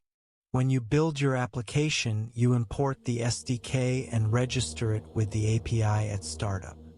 The SDK is responsible for the heavy lifting of telemetry collection. It implements the in-memory transaction buffers, manages the lifecycle of spans, applies sampling rules, performs batching to optimize network transport, handles asynchronous context propagation, and manages the network connections used to export the data. To transmit telemetry data over the network, OpenTelemetry defines a universal, high-performance serialization format called the OpenTelemetry Protocol, or OTLP. OTLP is typically serialized using protocol buffers, a highly efficient, binary serialization format developed by Google, and transmitted over HTTP2 or gRPC. This ensures that telemetry data is compressed to the smallest possible size and sent with minimal latency and network overhead. The final major component of the OpenTelemetry architecture is the OpenTelemetry collector. The collector is a high-performance, vendor-neutral proxy service that runs as a separate process alongside your application. It can be deployed as a local sidecar container on the same host as your application, or as a centralized gateway service running in its own cluster. The OpenTelemetry collector acts as a buffer and router for your telemetry data, and it is structured into 3 distinct stages: receivers, processors, and exporters. Receivers are configured to accept telemetry data from various sources and in various formats. While the collector naturally accepts OTLP, it can also accept legacy and proprietary formats, such as Prometheus metrics, Jaeger spans, Zipkin traces, or even raw syslog text, allowing you to centralize your telemetry ingestion regardless of the age of your services. Processors perform operations on the telemetry data while it is in transit, before it is written to storage. This is where you can apply powerful, centralized data management rules. For example, you can use a memory limiter processor to drop telemetry data if the collector's memory usage exceeds a specific threshold, preventing the collector itself from crashing your servers during a traffic spike. You can use a batch processor to group individual events together, reducing the number of network connections and requests made to your back-end storage. You can use a filter processor to strip out sensitive data, such as personal identifiable information or passwords, ensuring that your telemetry streams remain compliant with security regulations like GDPR. You can use an attribute processor to automatically inject environment-level metadata, such as the active Kubernetes namespace, the cloud region, or the physical server ID, into every single incoming event. Finally, Exporters are responsible for taking the process telemetry data and sending it to one or more back-end storage systems. The collector can export data to multiple backends simultaneously. You can configure your collector to send your traces to Jaeger for local developer testing, send your metrics to Prometheus for infrastructure alerting, and export the entire unified event stream to a high-capacity commercial observability vendor for long-term retention and deep analysis. This decoupling of data collection from data storage allows you to scale and adapt your observability architecture over time without ever needing to touch your application code. Now that we have mastered the technical vocabulary, data structures, and standard collection mechanisms of telemetry, we must examine how to enrich this data with deep, actionable context. Telemetry without context is nothing but noise. If your telemetry system tells you that your application experienced a 500 error, but it cannot tell you why, where, or who was impacted, that telemetry is useless during an active production outage. To make our telemetry actionable, we must enrich every single structured event and span with two distinct categories of metadata: execution context and business context.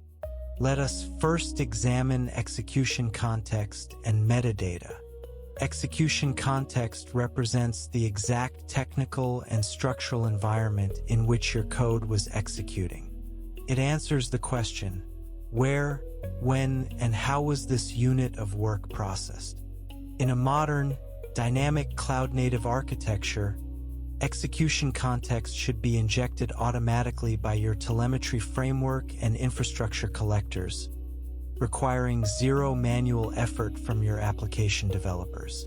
This execution context must include several critical categories of data.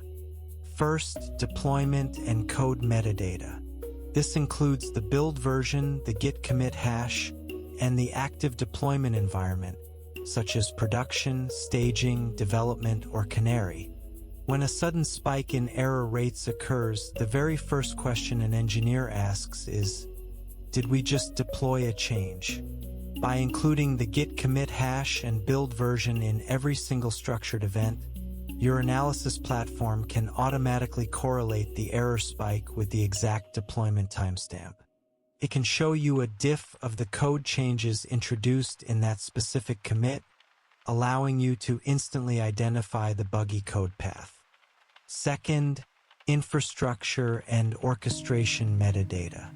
This includes the cloud provider, such as AWS or Google Cloud, the physical availability zone, the instance identifier, the container runtime ID, the Kubernetes namespace, the pod name, and the specific node name.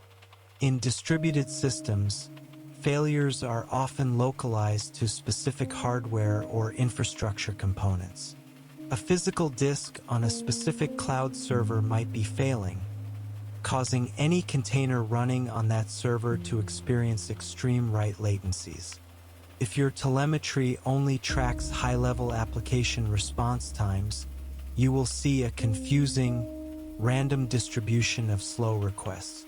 But if every event is enriched with the physical node name and container ID, you can instantly group your latency data by node name. The pattern will immediately pop out.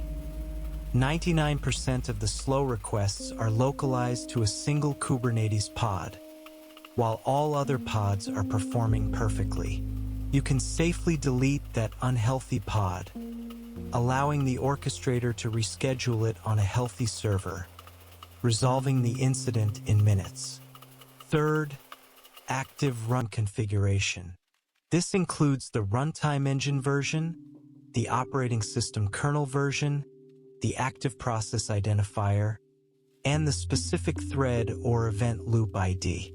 Finally, and most importantly, the execution context must include the state of any active feature flags or dynamic configurations evaluated during the request execution.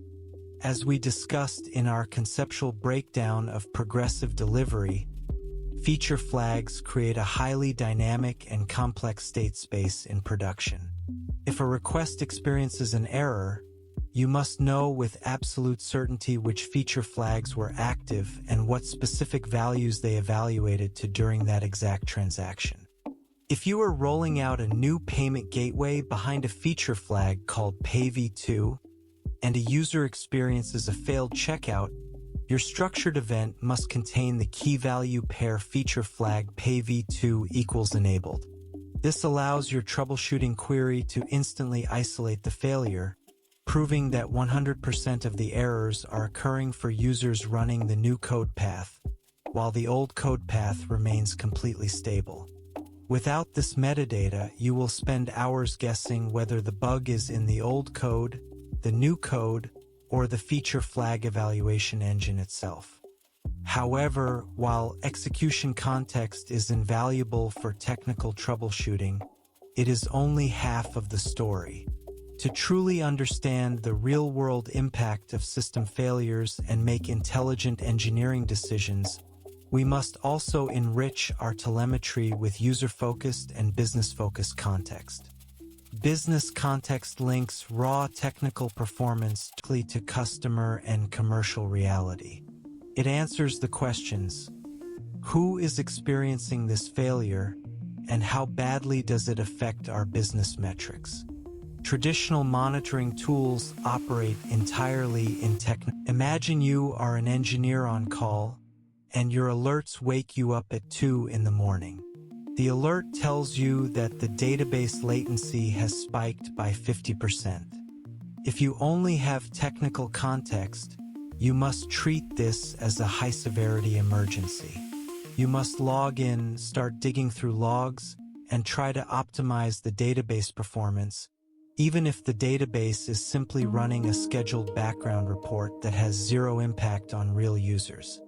But if your telemetry is deeply enriched with user-focused and business-focused context, your alert can be far more intelligent and descriptive. The telemetry can tell you that while the database latency is high, the impact is isolated to free trial users running non-critical search queries, while our enterprise tier users are experiencing perfect checkout latencies.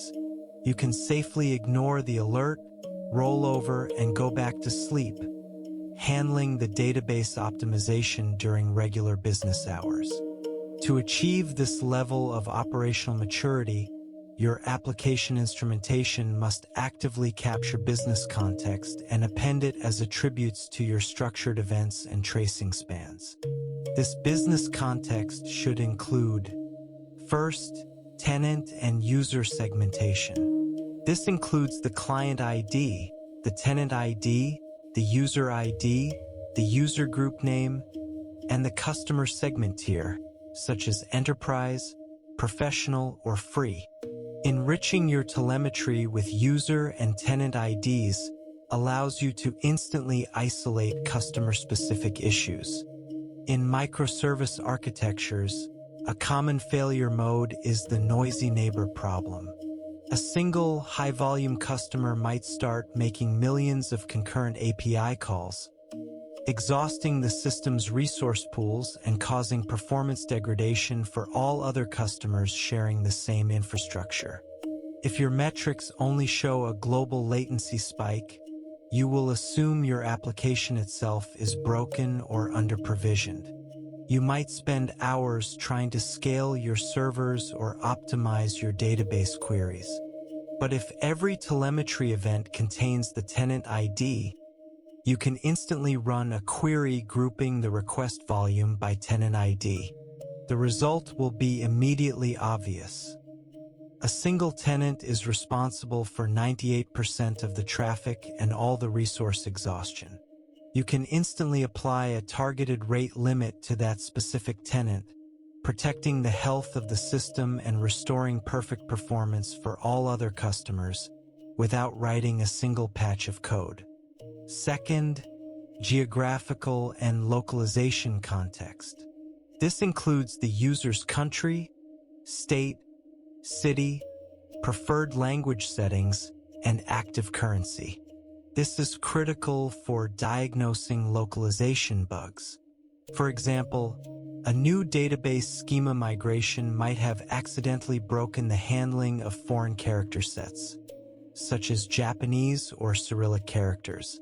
If this occurs, Japanese users will experience failed checkouts, while English-speaking users will experience perfect checkouts. If your telemetry is enriched with geographical and language context, you can group your error rates by preferred language. The data will show a clear correlation. Japanese users are experiencing a 100% error rate, while all other languages are at 0%. You can immediately focus your investigation on character serialization and database encoding, bypassing hours of unrelated troubleshooting. Third, product domain attributes and business metrics. This includes variables like the active shopping cart value, the specific payment processor used, the SKU or category of the item being purchased, and the active marketing referral codes. This allows you to align technical performance directly with financial outcomes. Imagine you are rolling out an optimization to reduce the latency of your product recommendation algorithm. The optimization decreases the latency from 500 milliseconds to 200 milliseconds. If you only have technical metrics, you can prove that your engineering effort was successful. But if you have business context, you can prove that your engineering effort directly increased company revenue. By correlating the recommendations latency attribute with the final shopping cart value in your unified storage model, you can demonstrate that reducing recommendation latency by 300 milliseconds resulted in an average 5% increase in cart checkout value. This translates raw technical work into concrete, high-level business value, helping you secure additional engineering budget and prove the ROI of your performance optimization initiatives. Fourth, rate-limiting limits and tier configurations. This includes the specific API quota assigned to the user, the number of requests remaining in their window, and their current throttling status. When a user receives an HTTP 429 too many requests error, they will often reach out to customer support, claiming that your system is broken. If your support engineers can inspect a trace enriched with rate-limiting attributes, they can instantly see that the user was throttled because they had exceeded their specific enterprise quota of 10,000 requests per minute, allowing the support team to quickly resolve the issue by offering a tier upgrade, rather than escalating a non-existent bug to your engineering team. This integration of execution context and business context into a single, unified storage model completely redefines how modern software organizations operate. When an outage occurs, your engineering team is no longer blind. They do not sit in separate silos, arguing about whether the network is slow, the database is locked, or the code is buggy. Instead, they sit in front of a single, shared pool of rich, multidimensional telemetry. They trace the physical journey of a transaction from the client's web browser, across the cloud gateway, through the asynchronous queues, and into the deep persistence layers of the database. They see the exact git commit that introduced the change, the exact feature flag that routed the request, the physical container that executed the code, and the specific enterprise customer who experienced the failure. They troubleshoot from first principles, moving systematically from symptoms to root causes, driven by data rather than guesswork. They ship features with confidence, roll out changes progressively, and validate their development intent against real production reality. This is the power of modern software observability. It is the transition from blind monitoring to deep scientific system comprehension.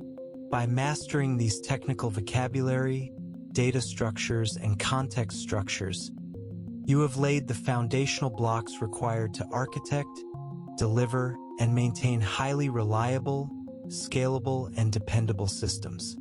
We now enter the third module of our masterclass, focusing entirely on analysis strategies, production troubleshooting methodologies, and the organizational frameworks that define modern system reliability.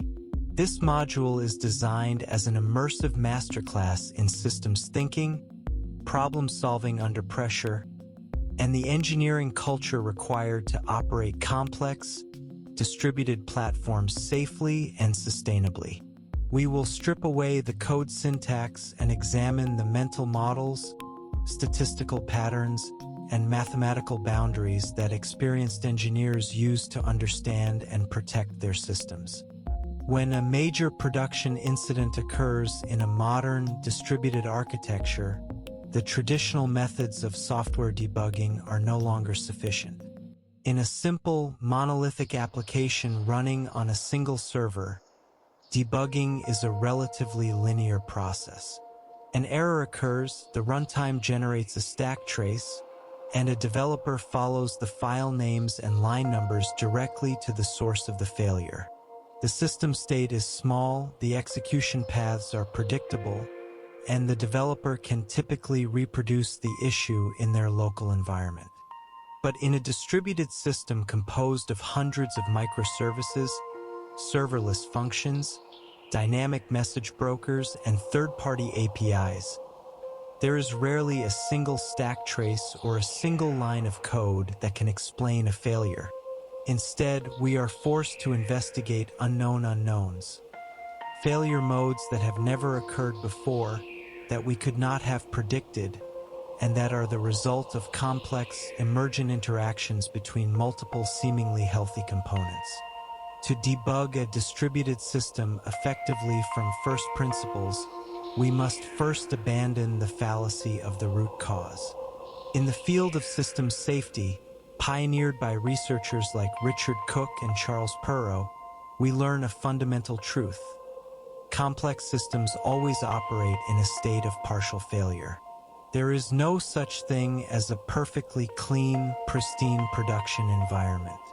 At any given moment, there are always active memory leaks, network packets being dropped, degraded hard drives, outdated client applications, and minor bugs executing in non-critical paths. The system survives and remains operational because we build defensive barriers around it, such as rate limits, retries, circuit breakers, fallbacks, and auto-scaling groups. Therefore, a production outage is almost never caused by a single, isolated component breaking. Instead, an outage occurs when a unique, unexpected combination of minor conditions triggers a failure that bypasses our defensive barriers. When you investigate an incident, your goal is not to find the single root cause. If you stop your investigation once you find a buggy line of code, you have failed to understand the system. You must ask, why did our testing fail to catch this bug? Why did our deployment pipeline allow it to reach production? Why did our circuit breakers fail to isolate the service? Why did our auto-scaling groups fail to handle the load? Debugging from first principles means examining the entire socio-technical system, identifying all the contributing factors, and understanding how they converge to create the failure. To navigate this complex, multidimensional space during an active outage, we must move away from manual guesswork and tribal knowledge. When an outage occurs, inexperienced engineers often fall victim to confirmation bias. They look at a metric graph, remember a similar outage that occurred 6 months ago, assume the current issue is identical, and immediately start implementing a fix. They might spend hours restarting databases, clearing caches, or rolling back deployments, only to realize that their assumption was completely incorrect and that they have wasted valuable time while the system continued to degrade. We must replace this chaotic, guess-driven approach with a scientific, structured analysis loop.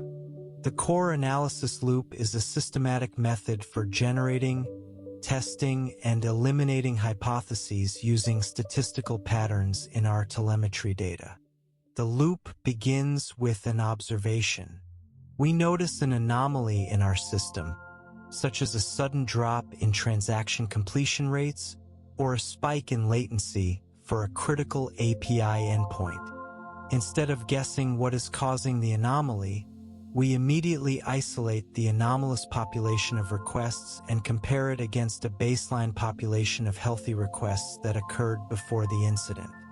This is where the power of the unified storage model and high-dimensional structured events becomes clear. Because we have stored our telemetry as rich, unaggregated events containing hundreds of execution and business attributes, we can perform a statistical comparison across all dimensions simultaneously. We ask our telemetry platform to run a mathematical analysis, traditionally using algorithms based on information gain, Kullback-Leibler divergence, or chi-squared testing. The goal of this analysis is to identify which specific key-value attributes are most highly correlated with the anomalous cohort compared to the healthy baseline. The statistical engine scans millions of events in milliseconds, evaluating every single attribute: the container ID, the git commit hash, the active feature flags, the user's geographic region, the tenant ID, the browser type, and the database query strings. It then sorts these dimensions by their statistical difference, surfacing the attributes that show the most dramatic divergence between the two populations. For example, the engine might analyze an outage and show you that while the error rate is elevated globally, the attribute feature flag checkout v2 equals enabled has a 99% correlation with the failing requests, whereas the attribute feature flag checkout v2 equals disabled has a 0% correlation. Instantly, without any guesswork or manual digging, you have eliminated thousands of potential hypotheses. You do not need to check the database health, the network latency, or the container CPU limits. The statistical pattern has proven that the failure is isolated to the new checkout code path. You have transitioned from searching for a needle in a haystack to letting the data systematically point you directly to the failure. The core analysis loop is a continuous, iterative cycle. Once you identify a high correlation attribute, you form a new, more specific hypothesis. You drill down into that specific cohort, filtering your structured events to show only requests where checkout v2 is enabled. You then run the statistical analysis again within this subset. You look at the distribution of spans, the database transaction lock times, or the downstream API response codes. The data might reveal that within this cohort, 80% of the failing requests are interacting with a specific third-party payment provider, and those spans are ending with a gateway timeout error. You have formed and validated another hypothesis. You now know that the issue is not just the new checkout code, but specifically how the new checkout code interacts with that third-party provider's API. By systematically isolating variables, analyzing statistical deltas, and drilling down into high correlation dimensions, you move rapidly and confidently from a vague symptom to a precise, actionable diagnosis, bypassing hours of manual log searching and guesswork. This automated hypothesis testing is currently undergoing a massive evolution with the emergence of AI agents in the observability space. For many years, the role of artificial intelligence in monitoring was limited to simple anomaly detection. Systems would use basic statistical models, such as moving averages or double exponential smoothing, to identify when a metric deviated from its historical baseline and trigger an alert. These systems were notoriously noisy, often triggering false alerts due to predictable traffic patterns, such as weekly backups or seasonal holiday spikes. Today, we are seeing a profound shift. We are moving beyond simple metric-based anomaly detection and entering the era of autonomous, LLM-powered AI agents that act as collaborative partners during production incidents. An AI agent is not just a passive chatbot that answers questions. It is an autonomous software entity designed to execute the core analysis loop on behalf of human engineers. When an alert fires, the AI agent is triggered automatically. Rather than waiting for a human to log in, the agent immediately begins investigating the incident. Using Retrieval Augmented Generation, or RAG, and dynamic tool calling loops, the AI agent can interact directly with your observability platform's APIs. The agent can write and execute SQL or PromQL queries to analyze metric distributions. It can retrieve and parse the directed acyclic graphs of distributed traces. It can analyze the raw text patterns in your logs using natural language processing. It can even query your deployment systems to inspect recent Git commits, pull requests, and feature flag changes. The AI agent executes the scientific method in real time. It observes the anomaly, forms hypotheses, writes queries to test those hypotheses, analyzes the results, eliminates invalid options, and iterates. For example, when a database alert fires, the AI agent might automatically: first, query the active database connection pool metrics to check for exhaustion.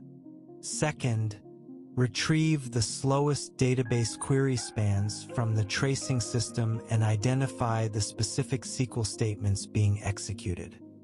Third, run an explain plan on those SQL statements to see if they are performing expensive full table scans due to a missing index. Fourth, check the deployment log to see if a recent schema migration or code deployment modified those tables. Finally, the agent synthesizes this complex, multidimensional analysis into a clear, natural language narrative for the on-call engineer. When the engineer opens their incident response channel, they are not greeted with a raw, terrifying graph and a sea of alerts. Instead, they find a detailed, structured briefing from the AI agent. I have analyzed the database CPU spike. The spike is 87% correlated with a new query introduced in git commit ABC123. This query is performing a full table scan on the user's table because the user ID index was accidentally dropped during yesterday's migration. I recommend running the following SQL statement to restore the index. This collaboration completely redefines the role of the on-call engineer. The engineer is no longer a manual data gatherer, wasting valuable time running queries and searching logs. They become a high-level supervisor, validating the hypotheses and recommendations surfaced by the AI agent, and making the final critical decision to execute the remediation. Of course, the integration of AI agents into our production environments introduces significant challenges and risks that we must design around. The primary challenge is the hazard of automated remediation. While it is tempting to allow an AI agent to not only diagnose an issue but also automatically execute the fix, such as rolling back a document, scaling a cluster, or modifying a database schema, this introduces massive risk. Large language models are non-deterministic and subject to hallucinations.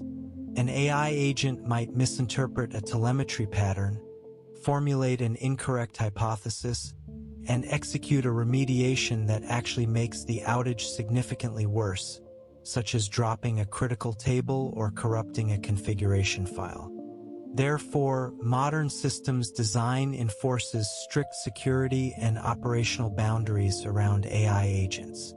We utilize a human-in-the-loop paradigm, where the agent is granted complete read-only access to our telemetry databases to perform analysis, but is blocked from executing state mutations on our production infrastructure without explicit manual authorization from a human engineer. We must also consider the privacy and data security implications.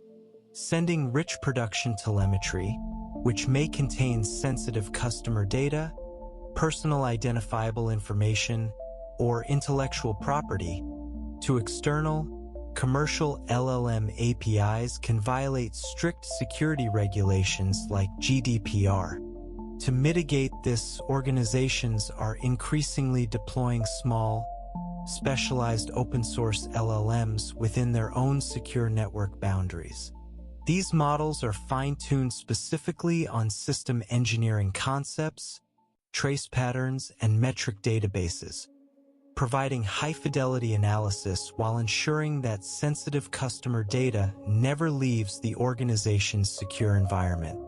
As we mature our troubleshooting methodologies and integrate advanced analysis tools, we must also fundamentally rethink how we determine when a system is considered broken and when we should alert our engineers. This brings us to the core philosophy of SLO-based alerting.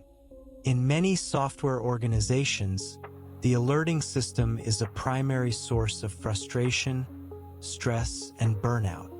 Historically, alerts were configured using simple static thresholds on individual infrastructure components. An engineer would configure an alert saying, if CPU usage on server A exceeds 90% for more than 5 minutes, send an SMS to wake up the on-call engineer. Or if free disk space drops below 15%, trigger an urgent page. This approach is fundamentally broken and highly destructive to engineering culture. It is based on the false assumption that infrastructure metrics are a direct proxy for user happiness. Let us analyze the reality of a 90% CPU alert. A server's CPU usage can hit 90% for many completely benign reasons. It might be executing a garbage collection cycle, running a scheduled background optimization, or processing a temporary batch of analytical data. During this time, the application running on that server might continue to serve user requests with perfect latency and 0 errors. The users are completely happy.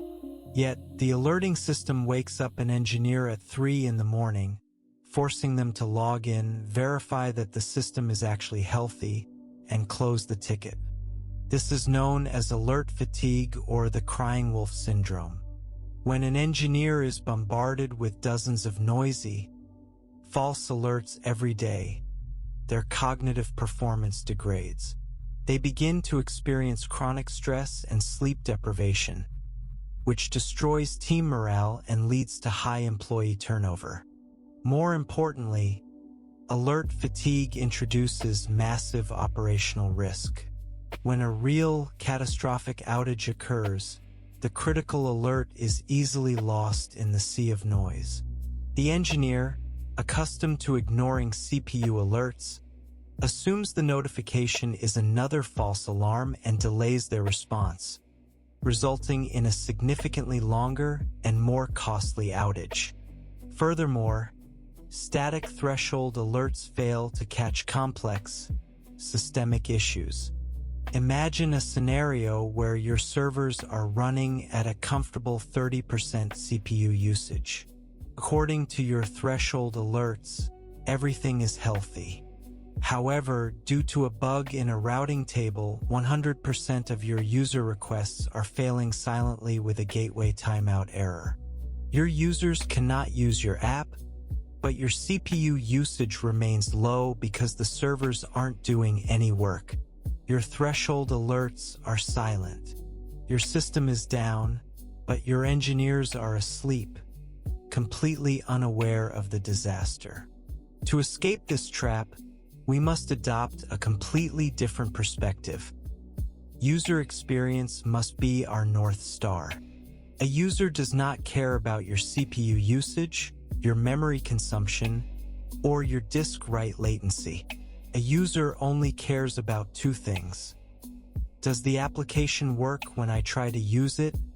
And is it fast enough to be usable? Therefore, Rather than alerting on internal resource metrics, we must alert on metrics that directly measure the service quality delivered to our users. We define and measure this quality using three core concepts: service level indicators, service level objectives, and service level agreements. Let us break down each of these concepts with mathematical and conceptual precision, starting with the service level indicator, or SLI. An SLI is a quantitative measure of the service level we are delivering to our users. Conceptually, you can think of an SLI as a simple ratio: the number of good events divided by the total number of valid events, multiplied by 100 to represent it as a percentage. Mathematically, we represent this as SLI equals open bracket good events divided by total events close bracket multiplied by 100. To implement an SLI, we must define exactly what constitutes a good event and what constitutes a valid event for a specific service. Let us consider a common example: availability. To measure the availability of an HTTP API, we analyze our incoming requests.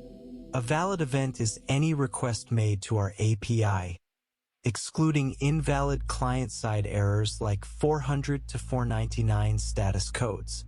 A good event is any valid request that completed successfully, returning any status code other than a 500 to 599 server error. Therefore, our availability SLI is the number of non-500 requests divided by the total number of valid requests. If our system receives 1,000 valid requests in a minute, and 10 of those requests fail with a 500 error, our availability SLI for that minute is 99%. Now, let us consider another critical indicator: latency. To measure the latency quality of our API, we cannot simply track average latency. Instead, we define a threshold below which the request is considered fast enough to keep the user happy. Let us say that threshold is 250 milliseconds.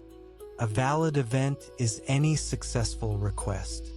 A good event is any successful request that completed in less than 250 milliseconds.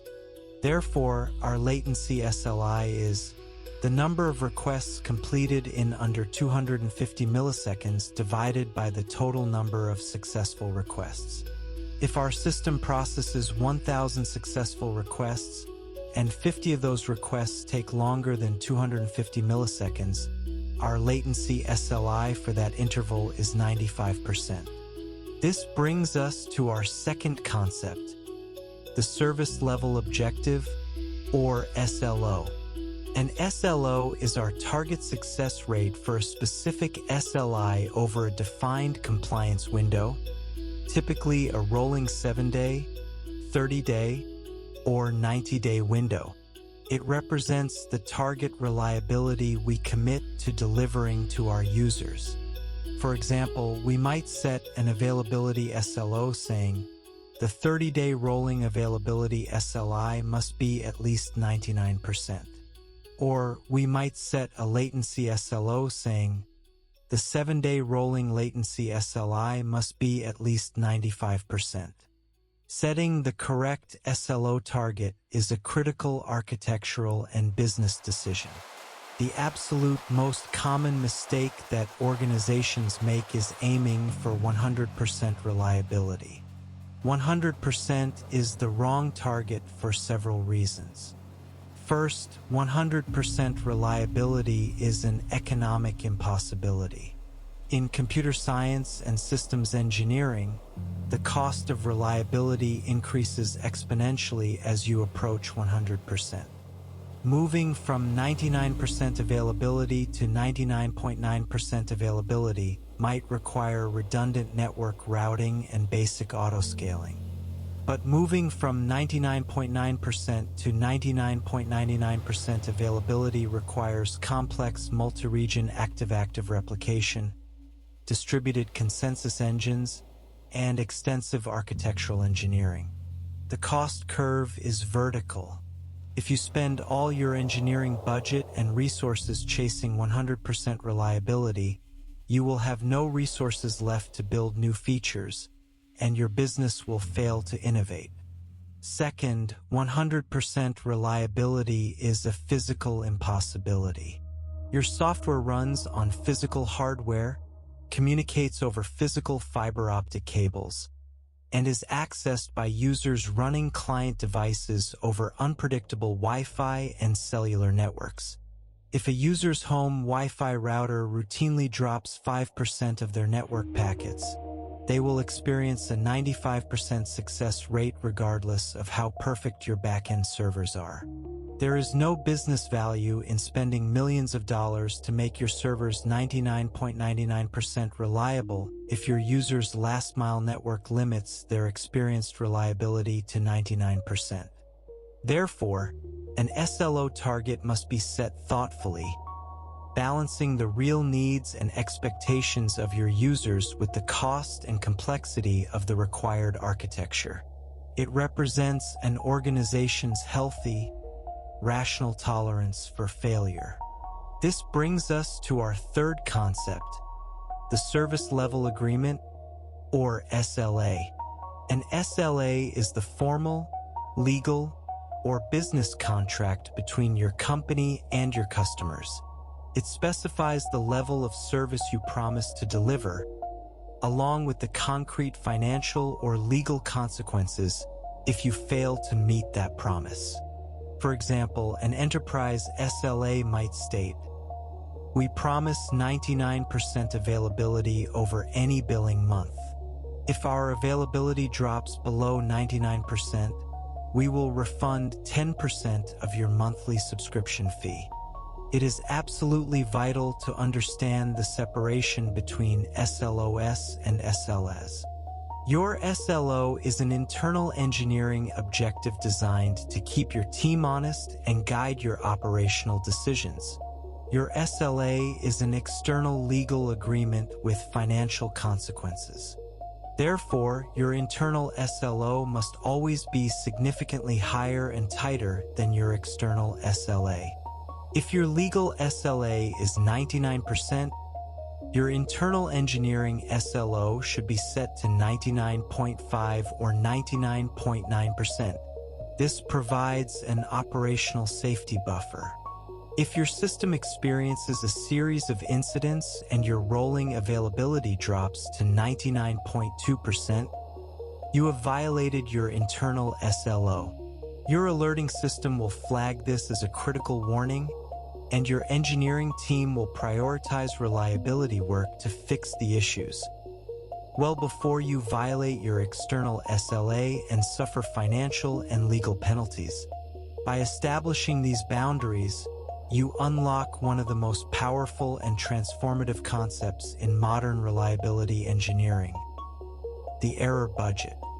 An error budget is the mathematical formulation of your tolerance for failure. It is the exact inverse of your SLO. If your 30-day rolling availability SLO is 99%, then your 30-day rolling error budget is 1%. This 1% represents the maximum number of failed requests your system is allowed to experience over any rolling 30-day window before your reliability target is violated. Let us look at a concrete mathematical example. Imagine your service processes exactly 10 million valid requests over a 30-day window.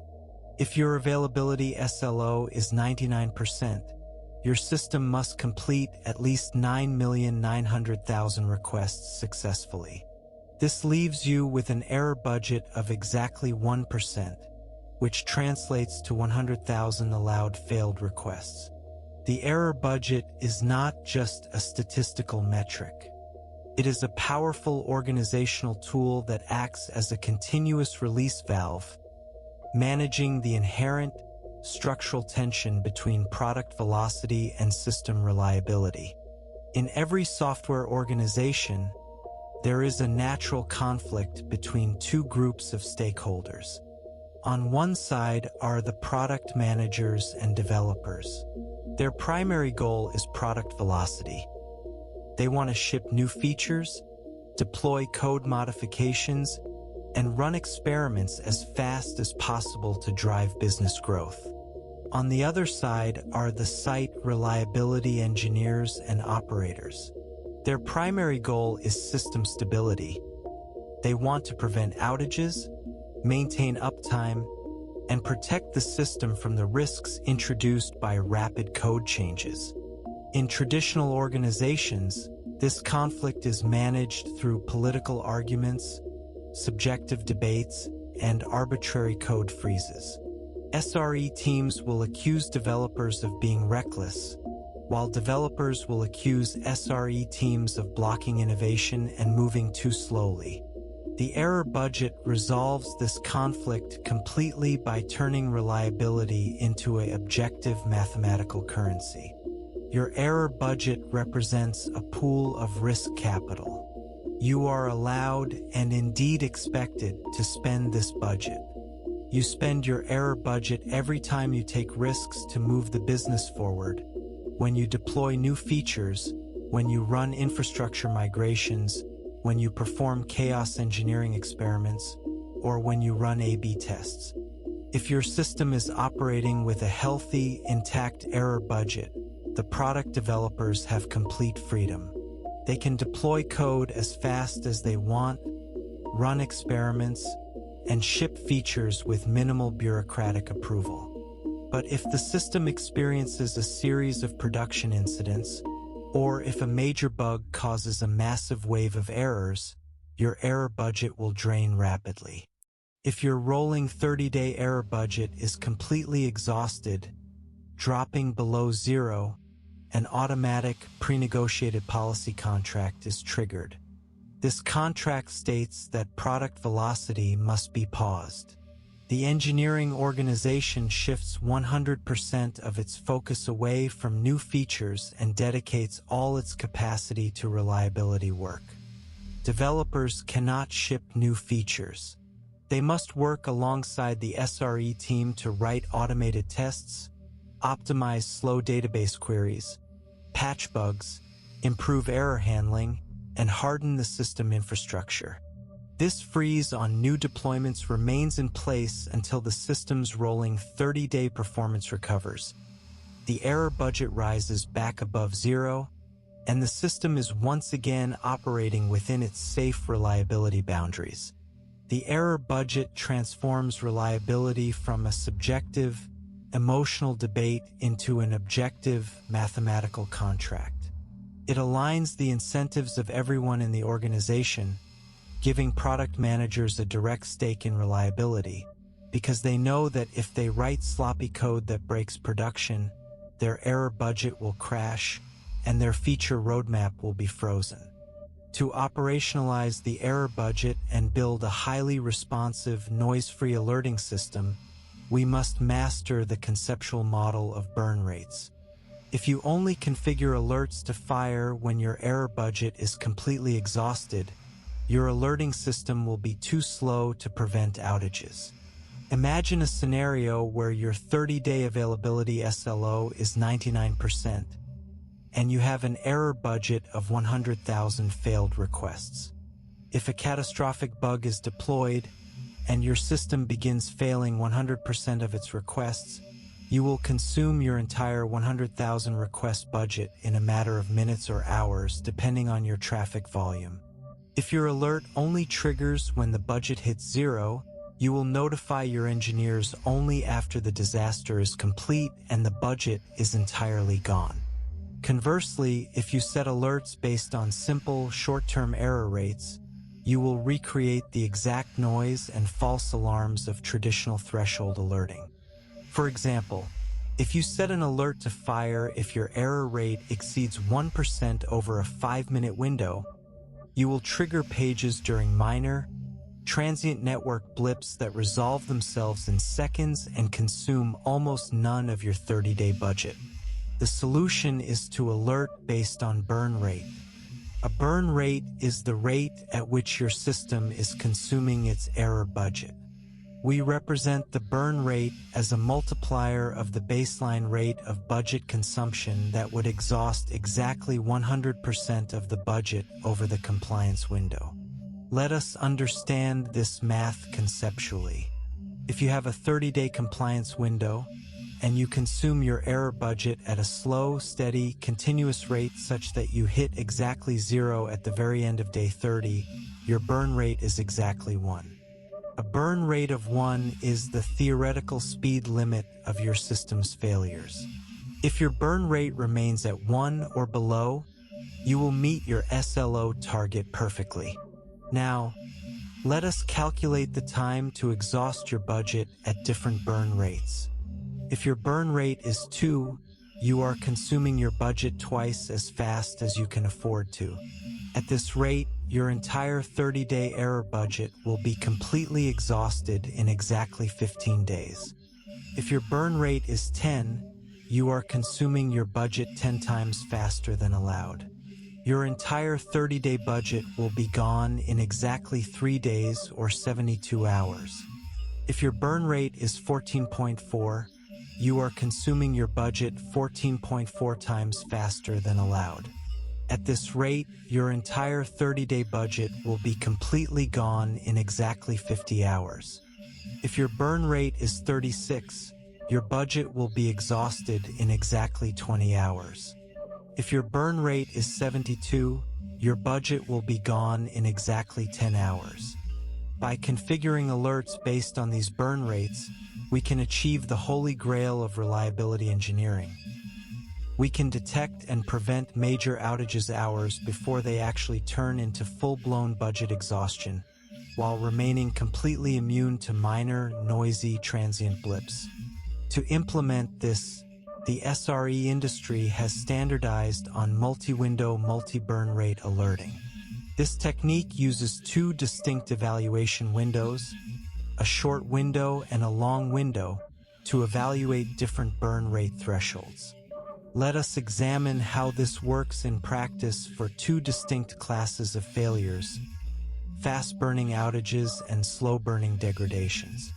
A fast-burning outage is a catastrophic, high-severity event where the system is failing at a massive rate. To catch a fast-burning outage rapidly, we configure an alert to evaluate a high burn rate threshold, such as a burn rate of 14.4, over a short window, such as 1 hour. A burn rate of 14.4 sustained over 1 hour means you have consumed exactly 2% of your entire 30-day error budget in just 1 single hour. Mathematically, we represent this as 14.4 multiplied by 1 hour divided by 720 hours in 30 days, which equals 2%. This is a massive and dangerous rate of consumption. If this occurs, we do not send a low-priority email. This is a high-severity incident. The alerting system immediately pages the on-call engineer, waking them up if necessary. But because we want to avoid false alarms from brief, non-impactful spikes, we require this burn rate to be sustained over a second, shorter validation window, such as 15 minutes. The alert will only fire if the burn rate is 14.4 over both the 1-hour window and the 15-minute window. This dual window check ensures that if your system experiences a brief, 2-minute spike in errors due to a transient database failover, the short window will detect it, but the longer window will average it out, and the alert will not fire, protecting your engineer from a noisy, unnecessary page. Now, let us consider a slow-burning degradation. A slow-burning degradation is a quiet, low-severity issue, such as a memory leak, a slow database query, or a subtle bug in a non-critical microservice that is slowly and steadily dripping errors. If your system has a slow-burning failure with a burn rate of 2, it is consuming your budget twice as fast as allowed. If you only have fast burn alerts configured for a 14.4 threshold, this slow burn issue will never trigger them. It will bypass your high-severity filters completely. Yet, if left unaddressed, This slow leak will silently exhaust your entire error budget in 15 days, leaving you with zero room for error for the rest of the month. To catch these slow-burning leaks, we configure a low-severity alert to evaluate a lower burn rate threshold, such as a burn rate of 2, over a much longer window, such as 6 hours. A burn rate of 2 sustained over 6 hours means you have consumed exactly 1.6% of your 30-day budget over that 6-hour interval. Because this rate of consumption is slow and does not represent an immediate system collapse, we do not page the on-call engineer at 3 in the morning. Instead, the alerting system creates a low-priority ticket in the team's work queue or sends an automated notification to their chat channel, allowing the engineering team to investigate and resolve the issue during normal working hours, without ever causing alert fatigue or disrupting their sleep.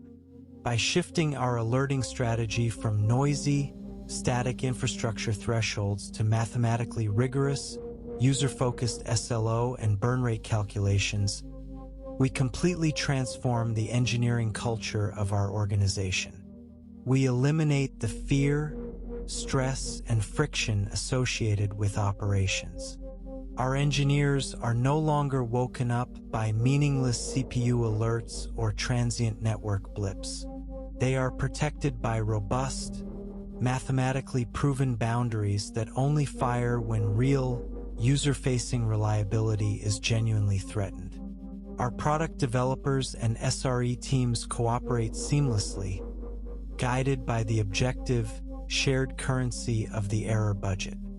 And our production troubleshooting becomes a structured, scientific discipline, leveraging rich, high-dimensional telemetry and autonomous AI agents to systematically isolate and resolve the complex, emergent failures of our modern, distributed platforms. This is the peak of operational maturity in systems design. It is the alignment of technology, mathematics, and human organization to deliver highly dependable, resilient, and dependable software systems that can scale and evolve safely in a rapidly changing world.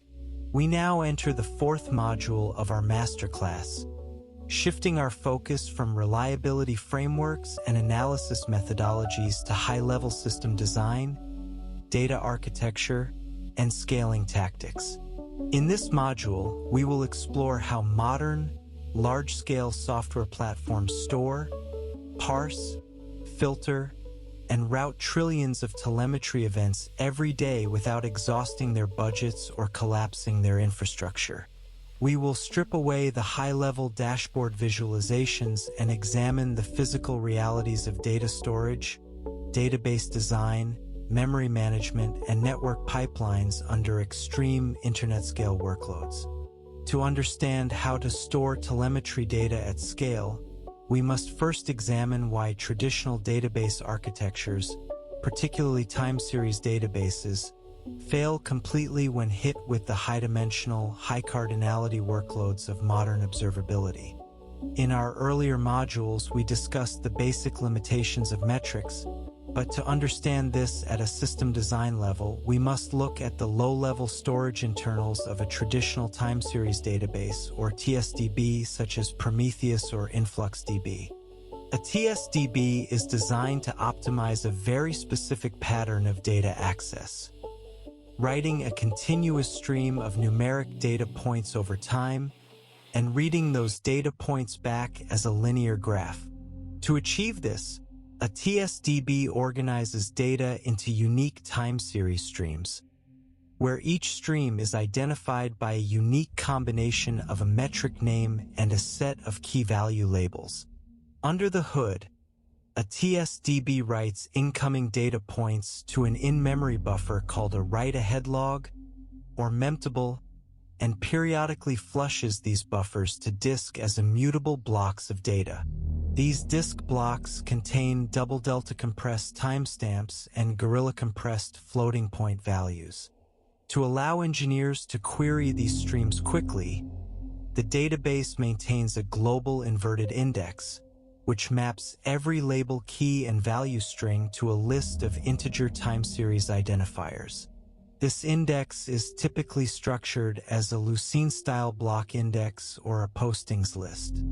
This architecture works exceptionally well as long as the number of unique time series streams remains small and stable. But the moment you inject high cardinality, high-dimensional data, such as user IDs, container IDs, or session hashes, into your labels, the TSDB index architecture degrades exponentially. When cardinality explodes, the inverted index must keep track of millions or billions of unique time series streams. Because the database engine assumes that time series identifiers are long-lived and continuous, it must allocate memory in its index tables to track the state and metadata of every single unique stream. As new, unique user IDs and container IDs flow into the system, the memory footprint of the inverted index bloats rapidly. The database server spends more and more of its random access memory managing the postings lists, leading to severe memory pressure, massive garbage collection pauses in the runtime, and eventual out-of-memory crashes. Furthermore, a traditional TSDB index is highly inefficient for multidimensional querying. If you write a query to filter your metrics by country, container version, and feature flag state, the database must look up the postings list for each of those three separate labels in its inverted index, perform a mathematical intersection of those lists in memory to find the matching series IDs, and then read the corresponding data points from disk. As the number of dimensions in your query increases, this list intersection operation becomes incredibly expensive, slowing down your queries and consuming massive amounts of CPU cycles. This structural wall is why modern observability platforms have abandoned the traditional TSDB model for high cardinality data and have instead embraced column-oriented database architectures. To understand why columnar databases excel at unified observability, we must contrast their physical disk layout with traditional row-oriented databases.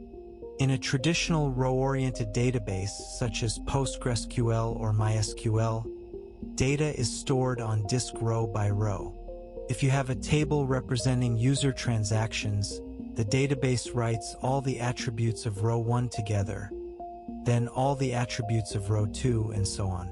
This layout is perfect for transactional workloads, or OLTP, where you frequently read or write entire individual records, such as retrieving a single user's profile or inserting a new order. But in telemetry analysis, we rarely read entire individual records. We do not query the database to find the exact details of a single, successful request that occurred 3 days ago.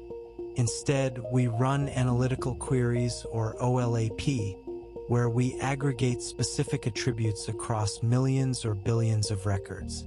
We ask queries like, what is the 99th percentile of request duration for all transactions that failed with a 500 status code over the past 24 hours? If you run this analytical query on a row-oriented database, the database engine must perform a full table scan. It must read every single row from disk into memory, extract the duration and status code attributes, and discard all the other columns it doesn't need, such as the user email, the container ID, and the geographic location. This layout results in a massive amount of wasted disk I/O, saturating your storage bandwidth and causing your analytical queries to take minutes or hours to complete. A column-oriented database, such as ClickHouse or Amazon Redshift, completely reverses this physical layout. It stores data on disk column by column rather than row by row. If you have a telemetry event table with 50 columns, the database creates 50 separate files on disk. A file containing only the duration values, a file containing only the status codes, a file containing only the container IDs, and so on. When you run an analytical query to calculate the average duration of 500 errors, the database engine only opens 2 files on disk, the duration file and a code file. It completely ignores the other 48 files on disk. This physical separation reduces disk I/O by 80 to 90%, allowing the engine to read and aggregate millions of data points in milliseconds. Furthermore, storing data column by column unlocks incredible compression ratios. In a row-oriented layout, adjacent bytes on disk belong to different data types. An integer followed by a string, followed by a Boolean, followed by a timestamp. This chaotic mixture of data types is highly difficult to compress. But in a columnar layout, a single column file contains a long sequence of values of the exact same data type.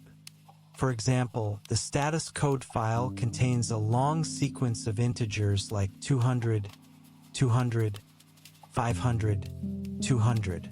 The container ID file contains a sequence of highly repetitive string identifiers. Because the data is uniform and repetitive, the database can apply highly efficient compression algorithms, such as run-length encoding, delta encoding, or double-delta compression. Let us examine run-length encoding, or RLE, in clear conceptual terms. If your status code file contains 1,000 consecutive instances of the number 200, the database does not write the number 200 1,000 times to disk. Instead, it writes a single pair of values, the number 200 and the count 1,000. This simple RLE compression reduces the storage footprint of that block of data by 99.9%. As a result of these tight compression ratios, columnar databases can compress raw, high-dimensional telemetry event data down to a fraction of its original size, making it financially and operationally viable to store raw, unaggregated events in all their high cardinality detail. Crucially, columnar databases do not require a massive, memory-heavy inverted index to execute fast queries. Instead of keeping the location of every single unique string in memory, a columnar database relies on data partitioning, sparse indexes, and raw, parallelized hardware scanning. When data is written, it is sorted by a primary key, such as a combination of timestamp, service name, and environment. The database divides the data on disk into large blocks and maintains a tiny, sparse index in memory, containing only the minimum and maximum values of the primary key for each disk block. When you query the database, the engine uses this sparse index to quickly identify which large disk blocks could possibly contain the data you are looking for, completely skipping the rest. Once it isolates the correct disk blocks, the engine reads the relevant column files into memory using parallel, multi-threaded disk I/O. It then scans the raw column data at incredible speeds, utilizing modern processor features like SIMD or single instruction multiple data, which allow the CPU to run mathematical operations over large arrays of numbers in a single instruction cycle. By bypassing the memory bottlenecks of the traditional TSDB inverted index and leveraging the physical efficiencies of columnar disk layouts, modern observability platforms can scale to parse and query trillions of high cardinality events with ease. However, even with the most optimized columnar storage engines, the sheer volume of telemetry data generated by an internet-scale microservices architecture can quickly become financially unsustainable. If your application processes 1 billion requests per day, and each request generates 10 tracing spans and 5 structured events, you are generating 15 billion telemetry data points daily. Writing, transferring, and storing this massive volume of data can result in astronomical cloud storage and network egress fees, often exceeding the cost of running the application itself. To prevent our observability platforms from breaking the bank, we must implement intelligent sampling strategies. Sampling is the strategic decision to discard a portion of your telemetry data while retaining a statistically representative and highly valuable subset. The goal of intelligent sampling is to reduce your telemetry volume and storage costs by 80 to 90%, without losing the critical system visibility required to detect, diagnose, and resolve production outages. In system design, there are two competing conceptual approaches to sampling: head sampling and tail sampling. Head sampling is the practice of making the sampling decision at the very beginning, or the head, of a transaction's lifecycle, typically at the API gateway or the route span generator. Let us trace the mechanics of head sampling step by step. When a user request enters your system, the route tracing client evaluates a configured sampling policy. This policy can be a simple percentage-based rule, such as keep exactly 10% of all requests. The client flips a mathematical coin. If the coin lands on keep, the client generates a trace parent header and sets the final sampling bit to 01, indicating that the trace is active. As this request flows downstream to other microservices, the tracing libraries extract the W3C trace parent header, see the active sampling bit, and record all their corresponding spans. The complete end-to-end trace is written to the database. If the coin lands on drop, the client sets the sampling bit in the trace parent header to 00. Downstream services see this inactive bit and immediately skip telemetry generation for their operations. No spans are recorded, no events are serialized, and no data is sent over the network. Head sampling is incredibly popular because it is highly efficient and simple to implement. Because the decision is made at the edge, before any downstream work is performed, you save network bandwidth and processing CPU cycles across your entire architecture. Your downstream services do not spend memory or network resources generating telemetry that will eventually be discarded. However, head sampling has a devastating architectural flaw. It is completely blind to outcomes. When a request first enters your system, you cannot predict what will happen to it.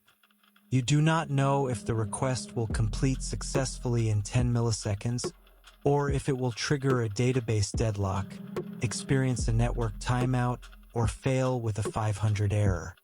If you apply a simple 10% head sampling rate, you are randomly discarding 90% of your traffic.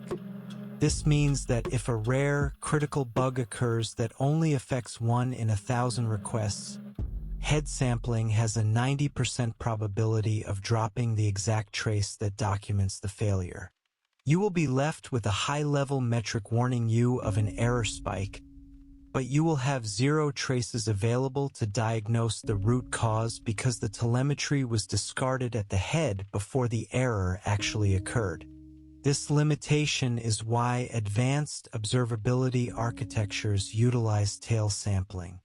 Tail sampling is the practice of making the sampling decision at the very end, or the tail of a transaction's lifecycle, after the entire trace has completed and all its spans have been generated. By waiting until the transaction is complete, tail sampling allows you to make highly intelligent, outcome-based sampling decisions. You can configure a tail sampling policy that says, first, if any span within the trace completed with an error, keep the entire trace. Second, if any span within the trace took longer than 2 seconds, keep the entire trace. Third, if the trace represents a critical business endpoint, such as the payment checkout path, keep the entire trace. Finally, if the trace is completely successful, fast, and represents a routine, low-value endpoint, discard 99% of them, and keep only a 1% representative sample. This strategy gives you the absolute best of both worlds. You reduce your overall data volume and storage costs by 90% by discarding the massive volume of boring, successful, repetitive requests. But you retain 100% of the rare, valuable, high-impact failures, ensuring you always have the exact diagnostic traces required to resolve outages. However, implementing tail sampling introduces massive architectural and system design complexity. To make a sampling decision at the tail of a trace, you must collect and analyze all the individual spans of that trace together. But in a distributed system, spans are generated by dozens of independent services running on different physical servers, and they are sent to the telemetry pipeline asynchronously. To solve this, you must run a cluster of specialized proxy collectors, such as OpenTelemetry collectors, between your application and your database, and you must implement trace-aware routing. When an application service generates a span, it does not write it directly to the database. Instead, it sends the span to its local collector proxy. To group the spans of a trace together in memory, all spans with the same trace ID must be routed to the exact same physical collector instance in your cluster. You achieve this by deploying a routing tier of collectors, which read the trace ID of incoming spans, apply a consistent hashing algorithm, and forward the spans over the network to the specific collector instance responsible for that trace ID. The target collector maintains an active in-memory buffer pool, grouping the incoming spans by trace ID. But how does the collector know when a trace is complete? To manage this, the collector uses a sliding time window, typically set to 30 seconds. Once a collector receives the first span of a trace, it starts an internal timer. If no new spans are received for that trace ID for 30 seconds, the collector assumes the trace is complete. The collector then runs the tail sampling processor. It scans the buffered spans in memory, evaluates the configured outcome rules, makes the keep or drop decision, and writes the selected traces to the database while immediately freeing the memory of the discarded spans. This architecture requires significant engineering effort to design and maintain. The collector cluster must allocate massive amounts of random access memory to buffer millions of open traces concurrently. If your application experiences a sudden traffic spike, or if a service slows down and generates massive trees of spans, the collector's memory usage can explode, leading to backpressure, memory exhaustion, and potential crashes. To prevent this, you must design robust backpressure mechanisms and configure memory limiter processors within the collectors to gracefully fall back to randomized head sampling if memory thresholds are exceeded, protecting the stability of your pipeline at the cost of temporary telemetry loss. To optimize our sampling systems even further and automate our cost controls, we can implement dynamic per-key sampling, also known as adaptive sampling. Even with tail sampling, static percentage rules can be highly inefficient. Imagine your application has two distinct HTTP routes: a high-volume home page route that processes 100,000 requests per second, and a low-volume sign-up-submit route that processes only 10 requests per second. If you apply a static 10% sampling rate to both routes, you will collect 10,000 events per second for the home page, which is an overwhelming and expensive volume of highly repetitive data. But you will collect only 1 event per second for the sign-up route, which might be too small of a sample to catch critical registration failures. Dynamic per-key sampling solves this problem by dynamically adjusting the sample rate for each unique combination of key-value attributes based on their real-time traffic volume. The sampling engine running within your telemetry pipeline maintains an internal sliding window frequency table. This table tracks the volume of incoming events grouped by a set of key dimensions, such as service name, routing path, and status code. Every few seconds, the engine evaluates the frequency table and automatically calculates a target sample rate for each unique key combination, aiming to maintain a stable, predictable volume of stored events for each group. If the engine detects that the home page route with a status of 200 is running at 100,000 requests per second, it dynamically raises the sample rate multiplier to 10,000. This means the engine will only keep 1 out of every 10,000 successful home page requests, discarding the rest.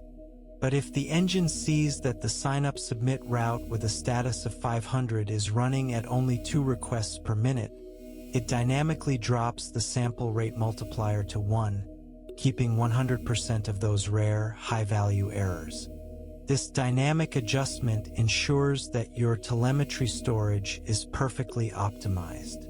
You do not drown in high-volume, repetitive noise, yet you never lose visibility into low-volume, critical business paths. Crucially, dynamic per-key sampling must be mathematically integrated with your query engine. If you discard 99% of your raw events, a simple count query on your database will return a number that is 99% lower than reality, completely breaking your business metrics and capacity planning graphs. To prevent this, every time a dynamic sampling decision is made, the sampling engine must inject the active sample rate multiplier as a metadata attribute directly into the stored event payload. For example, if the engine keeps a home page event with a 1 in 100 sample rate, it writes the attribute sample rate equals 100 to that event. When you run an analytical query on your columnar database to calculate the total request volume, your query engine does not simply count the number of rows. Instead, it reads the sample rate attribute and sums the values. If the database finds 10 rows, and each row has a sample rate value of 100, the query engine calculates a total volume of 1,000 requests. This sample weight multiplication ensures that your high-level metrics and rate graphs remain mathematically accurate, even when derived from heavily sampled, raw event data. To coordinate this complex ingestion, filtering, sampling, and enrichment of telemetry before it reaches our databases, we must design a highly resilient telemetry pipeline.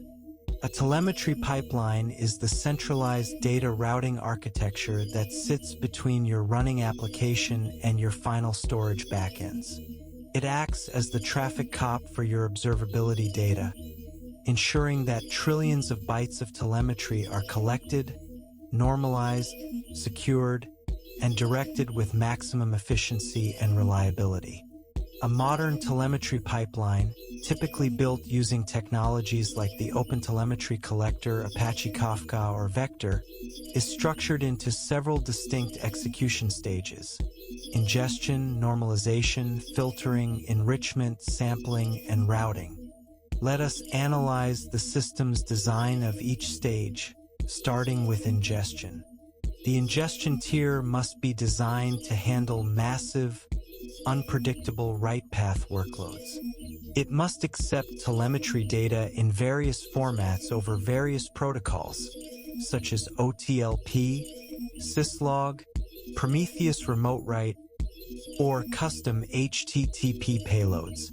To protect your back-end storage from being overwhelmed during a sudden production traffic spike, the ingestion tier must implement a decoupled queuing architecture. Instead of writing incoming data directly to the database, the ingestion collector writes the raw payloads to a high-throughput, distributed message broker such as Apache Kafka. Kafka acts as an elastic buffer, isolating your ingestion path from your storage path. If your database experiences a slowdown or a temporary outage, Your application can continue to write telemetry to the Kafka queue without any performance degradation, and downstream workers will consume and process the queued telemetry as soon as the database recovers. The second stage is normalization. In any large enterprise, different development teams use different programming languages, different logging libraries, and different naming conventions. One team might log the user identifier as user_ID, while another team logs it as user ID, and a third team logs it as customer ID. If this data is written directly to your database, running cross-system queries becomes practically impossible. You cannot easily correlate events across services because the keys are inconsistent. The normalization stage solves this by parsing incoming payloads and translating diverse keys into a single, cohesive set of semantic conventions, such as the OpenTelemetry semantic conventions. The normalization processor runs a series of translation rules, mapping user_ID, user ID, and customer ID to the standard unified key user.id. This ensures that your entire telemetry lake remains structurally consistent and queryable under a single unified taxonomy. The third stage is filtering. Filtering is a critical security and compliance boundary. Telemetry data frequently contains sensitive customer information, such as passwords, credit card numbers, auth tokens, or personal identifiable information, which developers might have accidentally written to logs or span attributes. The filtering stage runs a series of high-performance regular expression scanners and string manipulation processors over every incoming event payload. If the scanner detects a pattern resembling a credit card number or an email address, it automatically redacts or hashes the value before it is written to disk, ensuring your telemetry streams remain compliant with strict security regulations like PCI-DSS and GDPR. Furthermore, the filtering stage can drop unwanted, noisy telemetry, such as debug level logs or repetitive health check spans, saving storage costs and reducing database noise. The fourth stage is enrichment. Enrichment is the process of adding valuable, contextual metadata to your telemetry streams in real time. For example, the enrichment processor can parse the client's public IP address from an incoming event and perform a high-speed, in-memory geolocation lookup, appending the corresponding country, city, and ISP metadata to the event payload. It can query your cloud provider APIs to resolve physical instance IDs to human-readable server names, or look up active Kubernetes namespaces and pod metadata to inject into your container events. The fifth stage is sampling, which we have explored in detail, running head sampling, tail sampling, or dynamic per-key adaptive algorithms to optimize data volume. The final stage is routing. Routing is the process of multiplexing and dynamically steering your telemetry data to different target storage systems based on the content of the payloads. Not all telemetry data requires the same level of storage performance and cost. For example, application metrics used for immediate, real-time alerting require high-speed, short-term storage in a time series database. Distributed traces used for active production debugging require high-performance, high-capacity storage in a columnar database, with a retention window of perhaps 14 days. But raw, unstructured audit logs used for compliance and security forensics do not require fast query performance. They simply need to be retained for years at the lowest possible cost. The routing stage analyzes the incoming normalized telemetry and splits the stream. It sends the metrics to a Prometheus backend, routes the active diagnostic traces to a ClickHouse columnar database, and serializes the raw audit logs into flat files, writing them directly to cheap, cold object storage like Amazon S3. By designing a modular, resilient telemetry pipeline that separates ingestion, normalization, filtering, and routing from the core application and the final databases, you build an extraordinarily scalable observability architecture. You protect your production services from the performance overhead of telemetry collection, ensure strict security compliance across all data streams, optimize your cloud spend through intelligent, dynamic sampling, and empower your engineering teams with a unified, high-performance data lake that can adapt and scale to meet the demands of any modern internet-scale platform. We now enter the fifth and final module of our masterclass, focusing on advanced use cases, the broader philosophy of modern systems engineering, and the organizational governance that defines mature software practices. In this module, we will explore how telemetry transforms from a purely operational utility into a fundamental engineering driver. We will examine how observability alters organizational habits, how we measure and secure complex artificial intelligence applications, how we view software as a socio-technical system, and how system designers navigate the strategic, financial decision of the build versus buy framework. We begin this exploration by examining the concept of observability-driven development, or ODD, and how it represents a profound shift in how developers design and write code. To understand ODD, we must first contrast it with the familiar practice of test-driven development, or TDD. In TDD, a developer writes automated tests before writing the actual application code. The test defines the boundaries of correctness under a specific predicted set of inputs. If the code passes the test, it is considered correct. While TDD is an invaluable practice for validating logical correctness, it has a major structural limitation. It only validates what the developer can predict in advance. Tests operate in a sterile, controlled environment using static mock data and predictable dependencies. They are designed to handle known knowns and known unknowns. But as we have established, when software is deployed to a distributed production environment, it enters a chaotic, non-deterministic universe of emergent failures and unknown unknowns. A suite of unit and integration tests cannot simulate the unpredictable networks, database lock contentions, or bizarre client behaviors that your code will face in the wild. ODD bridges this gap by shifting observability left, bringing the production mindset and telemetry instrumentation straight into the earliest stages of the local development cycle. In ODD, you do not write telemetry instrumentation as an afterthought. You do not wait for an outage to occur in production and then write a ticket to add logs to a component so you can debug it next time. Instead, you write your instrumentation alongside your core business logic, treating telemetry as a first-class software feature.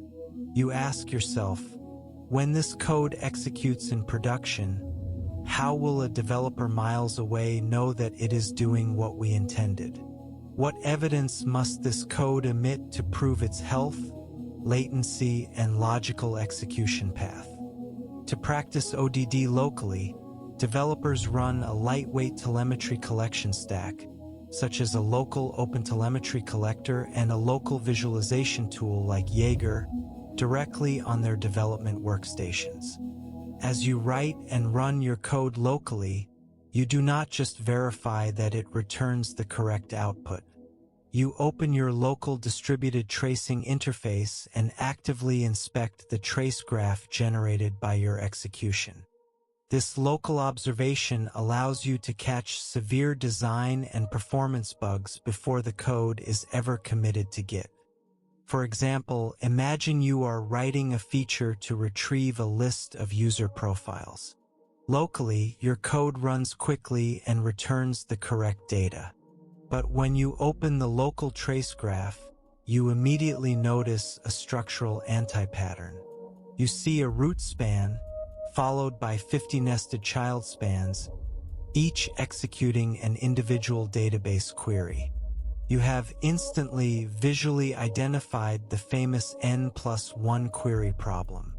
You did not need to wait for your database to collapse under production load to find this. The telemetry showed you the structural failure of your design in your local environment. You refactor the code to perform a single batch database query, run it again, and verify on the local trace graph that it now executes as a single, clean database child span. You have proven the performance and design of your code before it ever leaves your machine.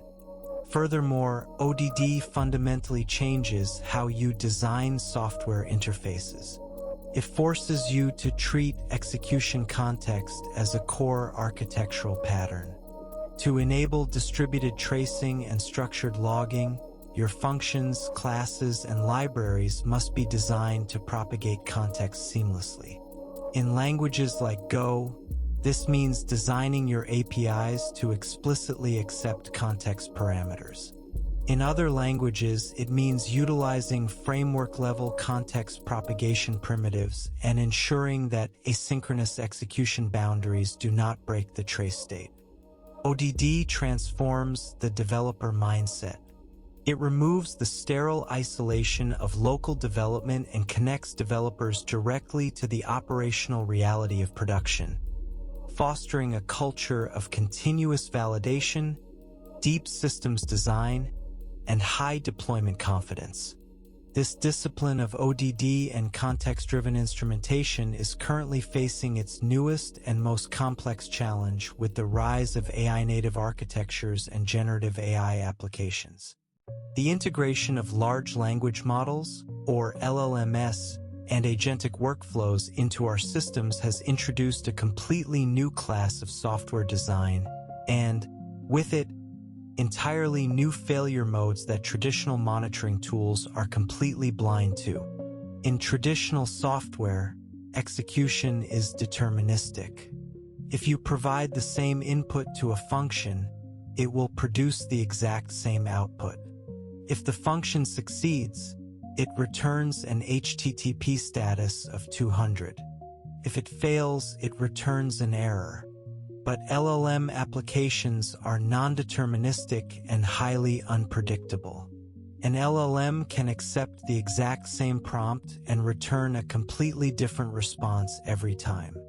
More importantly, an LLM call can succeed from a pure network perspective, returning a perfect HTTP status of 200 OK, while failing completely from a business and quality perspective. The model's response might be factually incorrect, highly hallucinated, toxic, formatted incorrectly, or completely unhelpful to the user. A traditional dashboard showing a flat line of green HTTP 200 status codes will tell you your system is healthy, while your users are experiencing an absolute failure of your AI feature. To solve this, the OpenTelemetry community has developed specialized OpenTelemetry generative AI semantic conventions. These conventions define a standard vendor-neutral taxonomy for instrumenting LLM operations, vector database queries, and agentic workflows. To observe an AI-native system effectively, we must first measure its unique performance and latency dimensions, starting with time to first token, or TTFT. In traditional HTTP services, we measure the overall response time of a request. But in LLM applications, particularly those utilizing streaming responses, overall response time is a poor measure of user experience. If a model takes 30 seconds to generate a long, complex response, but begins streaming the first word to the user's screen in 500 milliseconds, the user perceives the system as fast and highly responsive. Therefore, our primary user experience metric is TTFT, the latency from the initial user request to the generation of the very first token.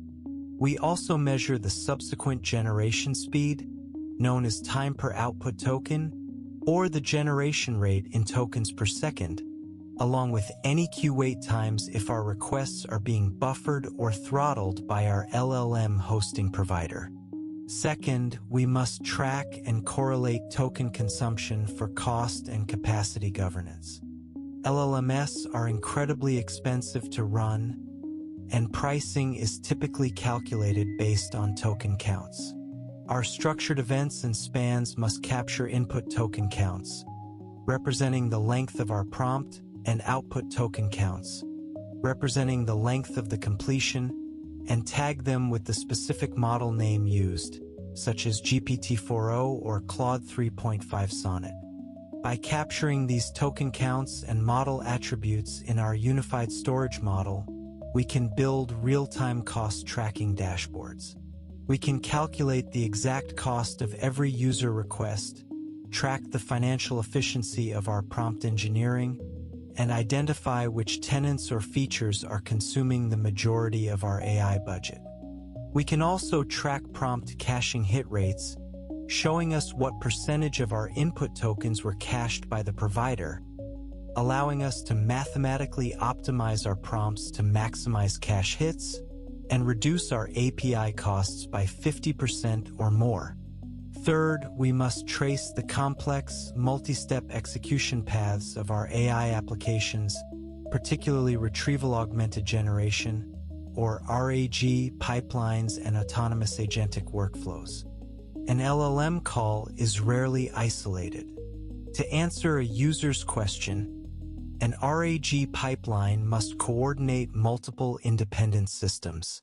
Let us trace the conceptual anatomy of an RAG trace under the OpenTelemetry GenAI conventions.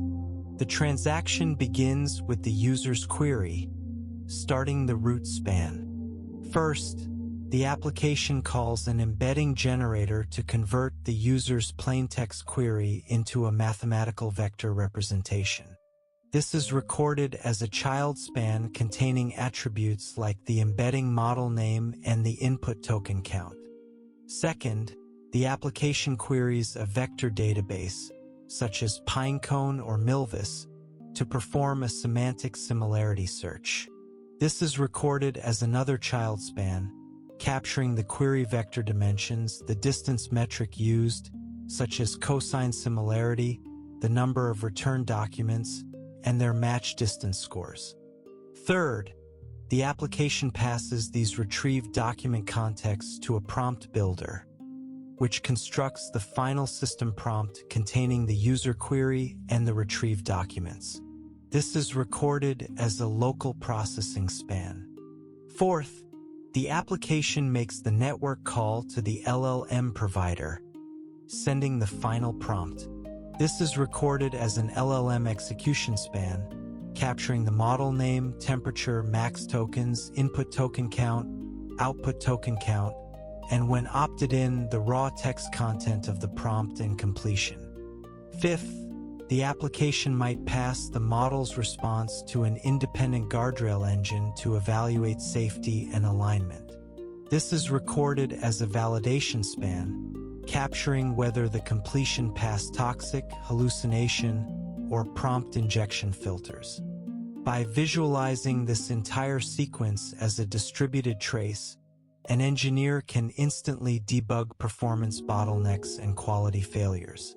If your RAG application is taking 10 seconds to respond, you don't have to guess whether the model is slow, the vector database is misconfigured, or the embedding generator is lagging.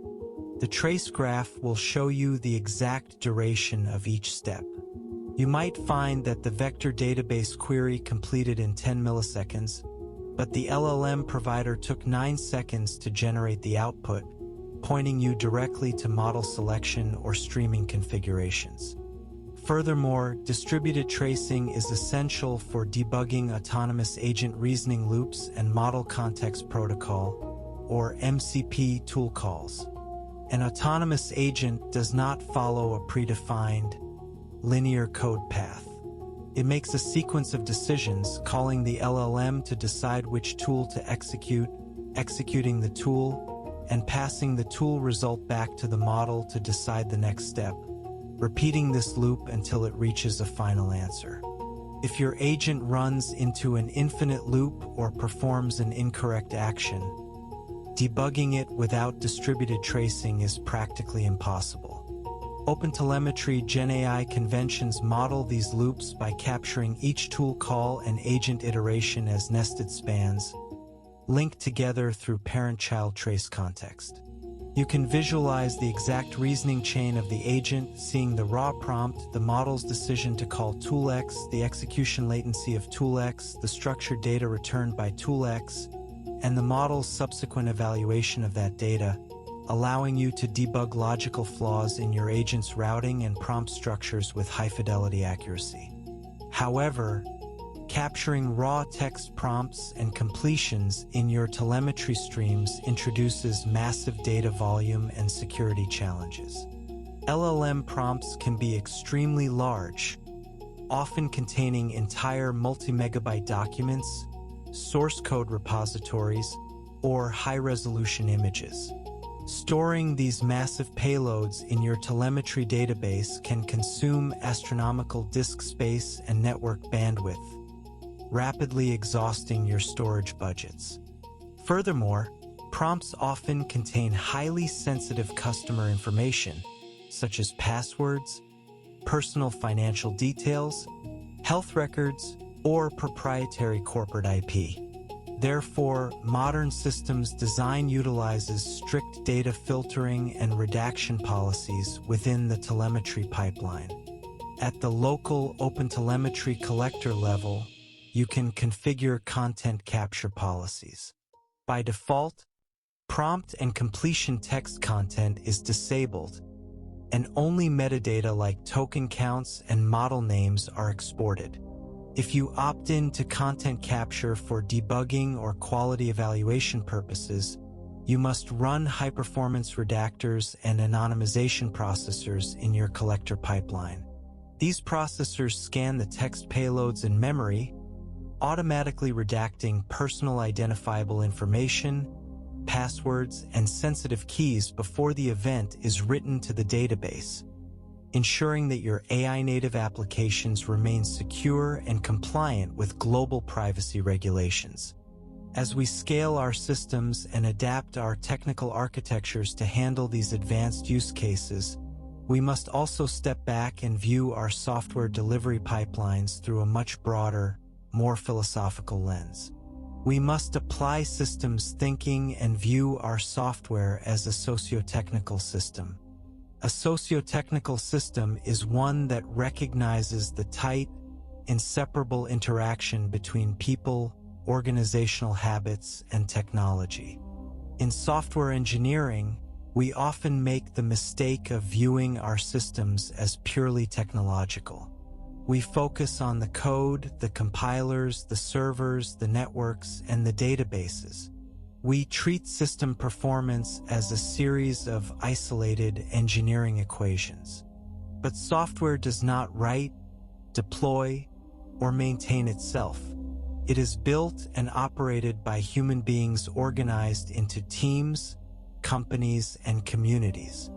Therefore, the performance, reliability, and security of our software are emergent properties of how our human organizations operate, communicate, and react to feedback loops. And telemetry is the primary feedback loop that governs this human behavior. Let us analyze how the presence or absence of deep telemetry feedback loops alters human behavior, team dynamics, and deployment confidence. In an organization with low observability, where systems are black boxes, the human team operates in a continuous state of fear and risk aversion. Because the developers cannot confidently see how their code behaves in production, they view deployments as high-risk, terrifying events. They expect things to break, and they know that when things do break, it will take hours of stressful, blind guessing to find the cause. To protect themselves from this pain, the team unconsciously adapts their behavior. They slow down, They introduce bureaucratic processes, requiring multiple layers of manual approval and extensive quality assurance testing in sterile staging environments. They bundle months of code changes into massive, high-risk release packages. They establish a culture of code freezes, avoiding refactoring or modifying legacy systems because they do not understand the consequences of their changes. This risk-averse behavior creates a negative, self-fulfilling feedback loop. Because releases are large and infrequent, they are highly complex and almost guaranteed to fail when deployed, reinforcing the team's fear of production and causing them to slow down even further.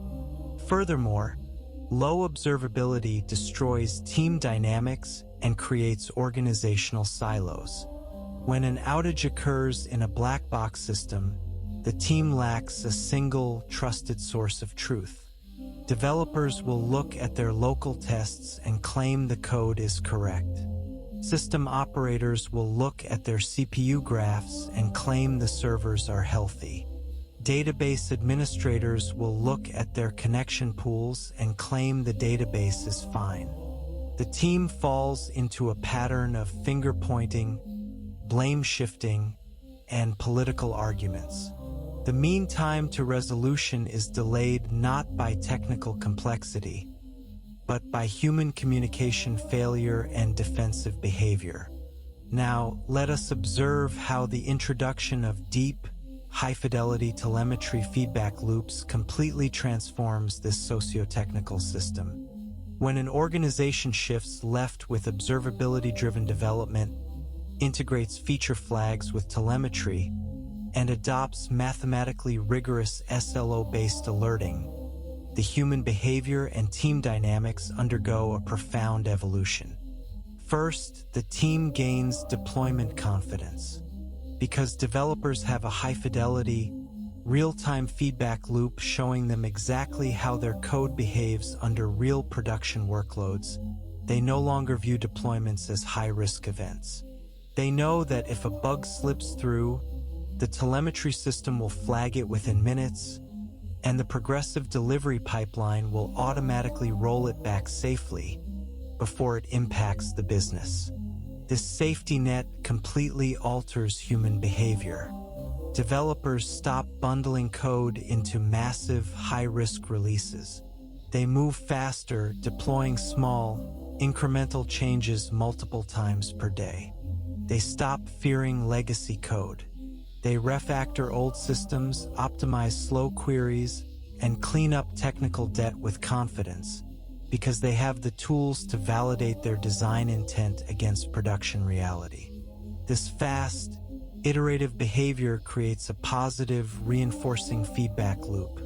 Because deployments are small and frequent, the risk of any individual change failing is extremely low, and when a failure does occur, the scope of troubleshooting is isolated to a tiny, easily identifiable diff, accelerating innovation and driving business growth.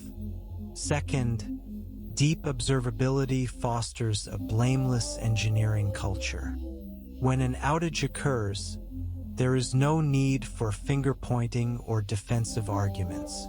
The entire team has access to the exact same shared pool of rich, multidimensional telemetry.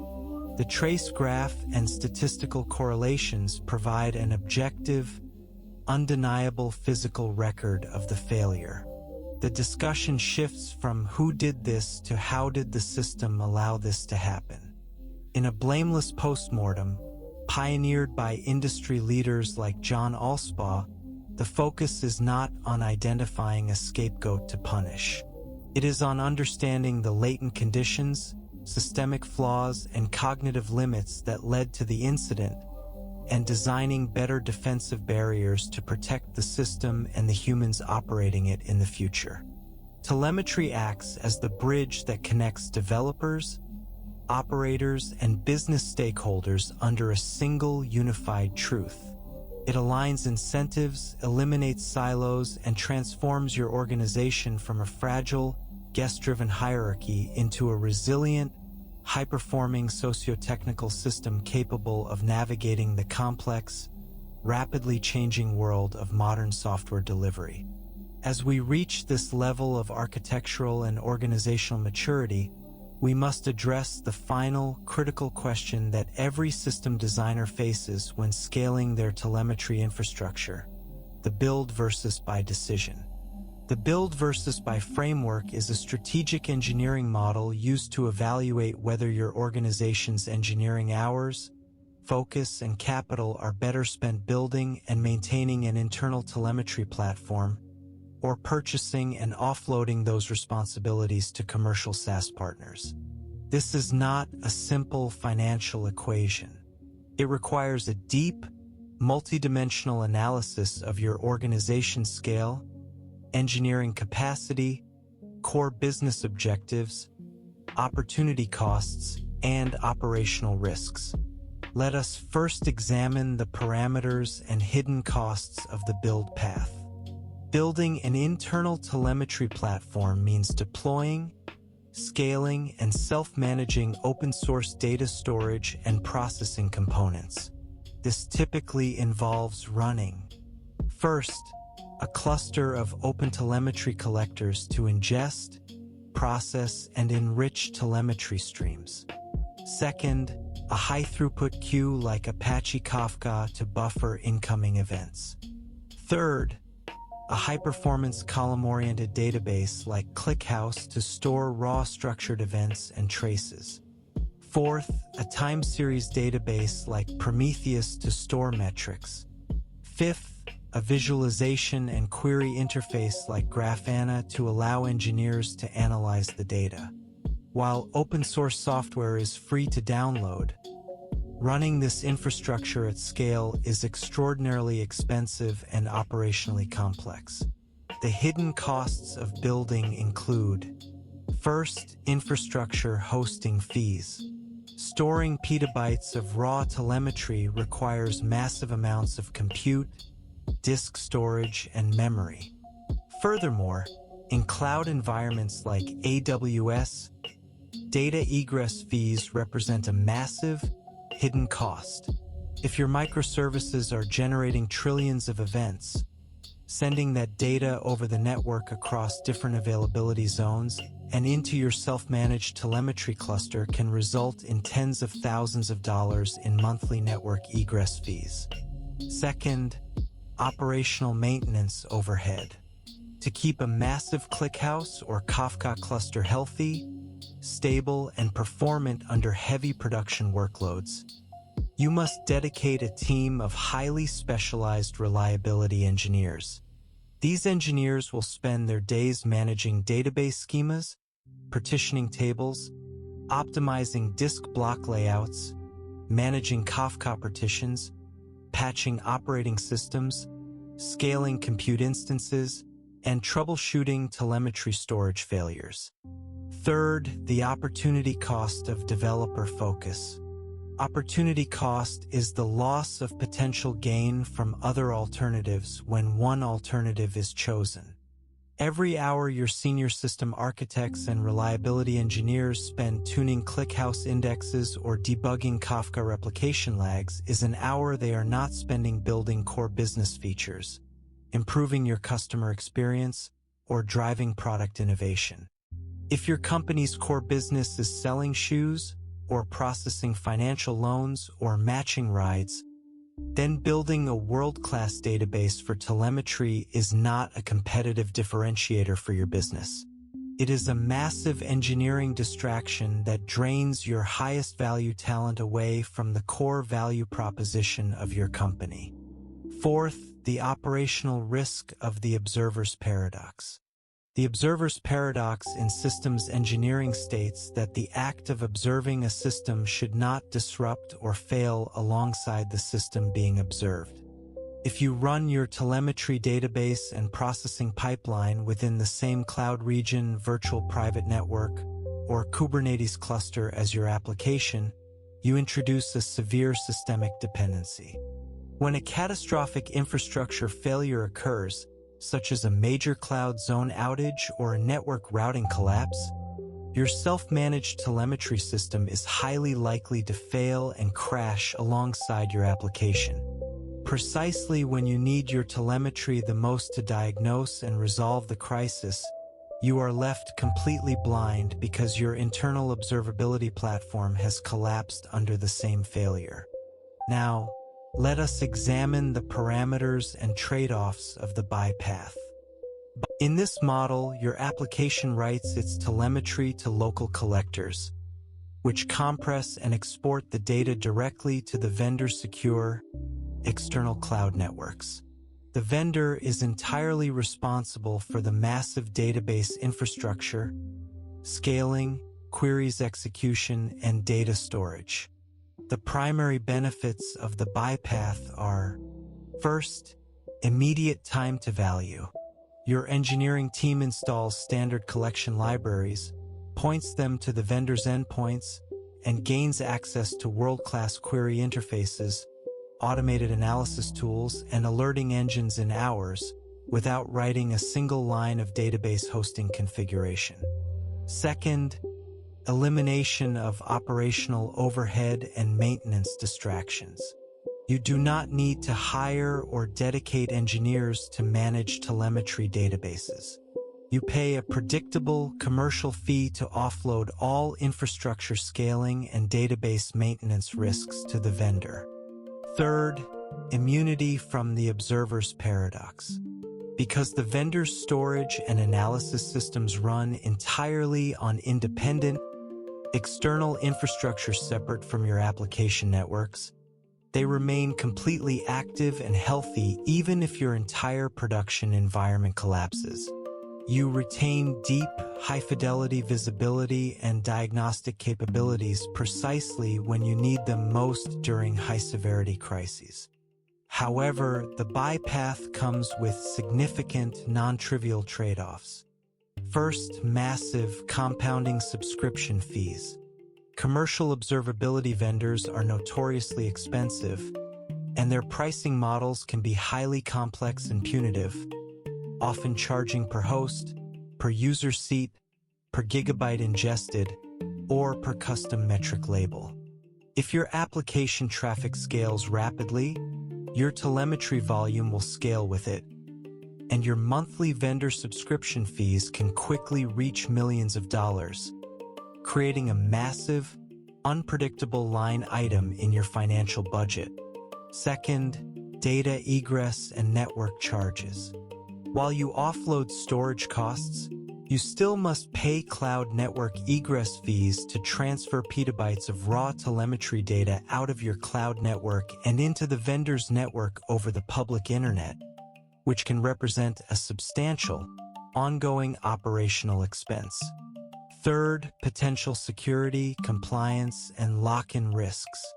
Sending raw production data to a third-party SaaS provider can introduce strict regulatory and security compliance hurdles, particularly for organizations in heavily regulated industries like finance, healthcare, or government, requiring complex legal reviews, custom business associate agreements, and strict data redaction architectures within your telemetry pipeline. To navigate this build versus buy decision strategically, organizations must apply a clear framework model based on their engineering scale and organizational maturity. If you are a small to mid-sized organization, the decision is almost always to buy. At this stage, your highest priority is product market fit, velocity, and core feature delivery. You cannot afford the engineering distraction, opportunity cost, and operational risk of self-managing massive database infrastructure. Paying a premium subscription fee is a highly rational, efficient use of capital to maximize your team's focus on business growth. But as you scale to become a massive global enterprise processing trillions of requests, the economics begin to shift.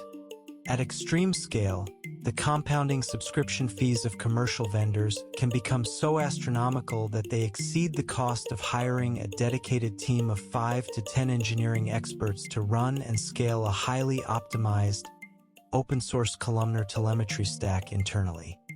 Furthermore, at extreme scale, you can optimize your hosting costs and negotiate custom cloud egress contracts, making the build path economically and architecturally viable. However, even when building, mature enterprises use a hybrid approach. They standardize their instrumentation entirely on open-source, vendor-neutral collection frameworks like OpenTelemetry. They run lightweight, self-managed local collector pipelines to perform normalization, data scrubbing, and dynamic, adaptive sampling. This keeps their telemetry data highly portable. They can store the massive, low-value volume of successful events in cheap, self-managed data lakes like ClickHouse for long-term historical analysis, while dynamically routing a high-value, highly targeted stream of critical traces and SLO metrics to specialized commercial SaaS platforms for fast, active incident response, balancing cost, performance, and operational focus with mathematical precision. By mastering the strategic build versus buy framework and combining it with the systems thinking of socio-technical dynamics, the advanced telemetry of AI-native architectures, and the software engineering principles of observability-driven development, you have achieved the absolute peak of operational and architectural maturity. You have completed this comprehensive masterclass in systems visibility and modern reliability engineering. Thank you so much for dedicating your time, attention, and cognitive energy to this deep, exhaustive journey into the physical, mathematical, and organizational realities of software observability. You have moved systematically from the fundamental definitions of control theory to the lowest-level storage layouts of columnar databases, the intricate mechanics of trace propagation, the mathematical precision of burn rate alerting, and the strategic leadership frameworks of modern engineering culture.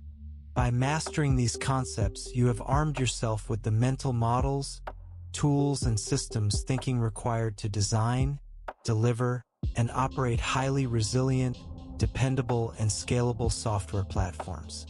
Congratulations on completing this rigorous engineering journey, and go forward with the confidence to make the invisible visible.